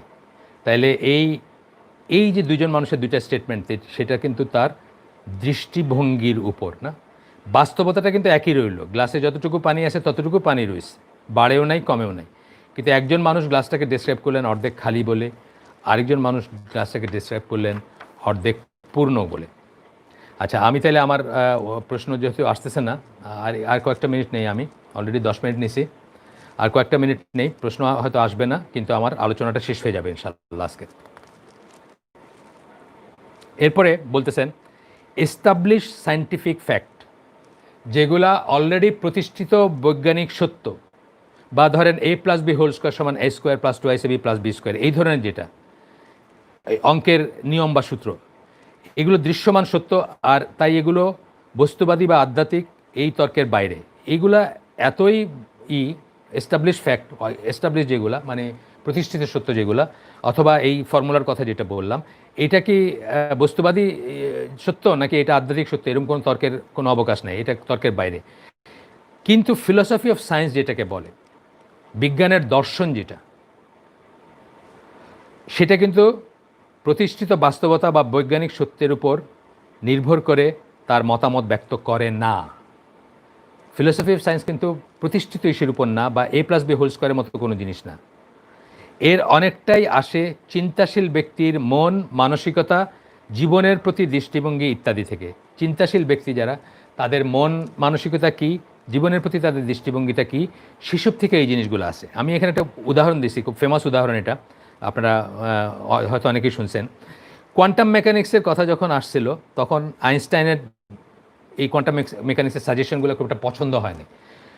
তখন উনি একটা মন্তব্য করছিলেন যে God does not play dice with the universe, আর God does not play dice with universe. আল্লাহ মহাবিশ্বকে নিয়ে লুডো খেলার মতো ডাইস, যে ছক্কা করেন না, যে 6 উঠলো না, 1 উঠলো না, 3 উঠলো না, 2 উঠলো, মানে কোয়ান্টাম মেকানিক্স কী বলে, যে একটা প্রবাবিলিস্টিক ব্যাপার বলে, এটা হইতেও পারে, এটা নাও হইতে পারে, এটা হওয়ার সম্ভাবনা এতটুকু, এটা না হওয়ার সম্ভাবনা এতটুকু, এরকম কথাবার্তা অনেক বলে। তো আইনস্টাইন বলছিলেন যে আল্লাহ ছক্কা খেলেন না, বা ছক্কা দিয়ে করেন না, যে জোড় না বিজোড়, বা 1 উঠছে না, 6 উঠছে না, 3 উঠছে না, উঠছে, প্রবাবিলিটি পসিবিলিটি নিয়ে করেন না। এই যে কথাটা বলছিলেন, কেন বলছিলেন উনি? কারণ উনি একজন বিশ্বাসী ছিলেন আইনস্টাইন, আর বিশ্বাসী ছিলেন বলেই উনি আপনার আল্লাহর কথাটা বলছেন, এবং ওনার একটা মাইন্ডসেট ছিল যে হইতেও পারে না হইতে পারে, এরকম ব্যাপার আল্লাহর রিলমে থাকবে না, বা আল্লাহর ইসে থাকবে না, আল্লাহর সেই কি বলে, আল্লাহর রাজত্বে বা আল্লাহর নিয়মে থাকবে না। সুতরাং উনি এই কথাটা বলছেন, কিন্তু কথাটা কি ঠিক ছিল? কথাটা আসলে ঠিক ছিল না, কিন্তু ওনার মাইন্ড সেট আপের জন্য ঠিকই আছে। মানে এটা তো এস্টাবলিশ কোনো ফ্যাক্টের উপর বলেন নাই উনি, কতগুলো সাজেশনের উপর, কতগুলো থিওরির উপর, কতগুলো ধ্যান ধারণার উপর বলছেন, তার মানসিকতা বা মাইন্ডসেট যা ছিল তার উপর বলছেন। ঠিক একইভাবে আমার কাছে যে এডিশনটা আছে, a brief history of time Stephen হকিংয়ের, ওইখানে উনি লিখছেন এক জায়গায় কোনো একটা প্রপোজিশন বা কোনো একটা সম্ভাবনা নিয়ে বলতে গিয়ে বলছেন যে কিন্তু সোভিয়েতরা, তখন সোভিয়েত ইউনিয়ন ছিল, সোভিয়েতরা যেহেতু এথিস্ট, তারা যেহেতু আল্লাহ বা কোনো একজন সৃষ্টিকর্তা বিশ্বাস করে না, সুতরাং তারা এই ফাইন্ডিংটা বা এই সাজেশনগুলোকে চেপে যায়, তারা এইগুলাকে বলতে চায় না বা বলে না। আজকে আমরা আমাদের আয়োজন এখানে শেষ করে দিতেছি। আমি দুঃখিত যে আপনাদের কোনো প্রশ্নের উত্তর আজকে দেওয়া যাবে না। আপনারা চাইলে আগামী দিন আগের থেকেই প্রশ্ন দিয়ে রাখতে পারেন, এই তাকওয়া মসজিদের সাথে যোগাযোগ করে, আমরা ইনশাল্লাহ সেখান থেকে নিব। আজকের জন্য আমরা শেষ করে দিব, এমনি রাতও হয়ে গেছে, প্লাস আমরা অনেক বেশি সময় নিছি, 14 মিনিট সময় নিছি, এবং এখন পর্যন্ত আমার কাছে একটা প্রশ্ন এসে পৌঁছা নেই। সুবহানাকা আল্লাহুম্মা বিহামদিকা আশহাদু আল্লা ইলাহা ইল্লা আনতা আস্তাগফিরুকা ওয়া আতুবু ইলাইক। আমরা যে শুনলাম তার ভিতর ভালো কিছু শুনে থাকলে সমস্ত প্রশংসা আল্লাহর, এবং খারাপ কিছু শুনে থাকলে সমস্ত ব্যর্থতা আমার, এবং সেটা শয়তানের তরফ থেকে। আল্লাহ, আমরা যা ভালো শুনলাম তার থেকে আমাদেরকে গ্রহণ করার, প্রয়োগ করার এবং শোনার এবং মানার তৌফিক দেন। আসসালামু আলাইকুম ওয়া রাহমাতুল্লাহি ওয়া বারাকাতুহু।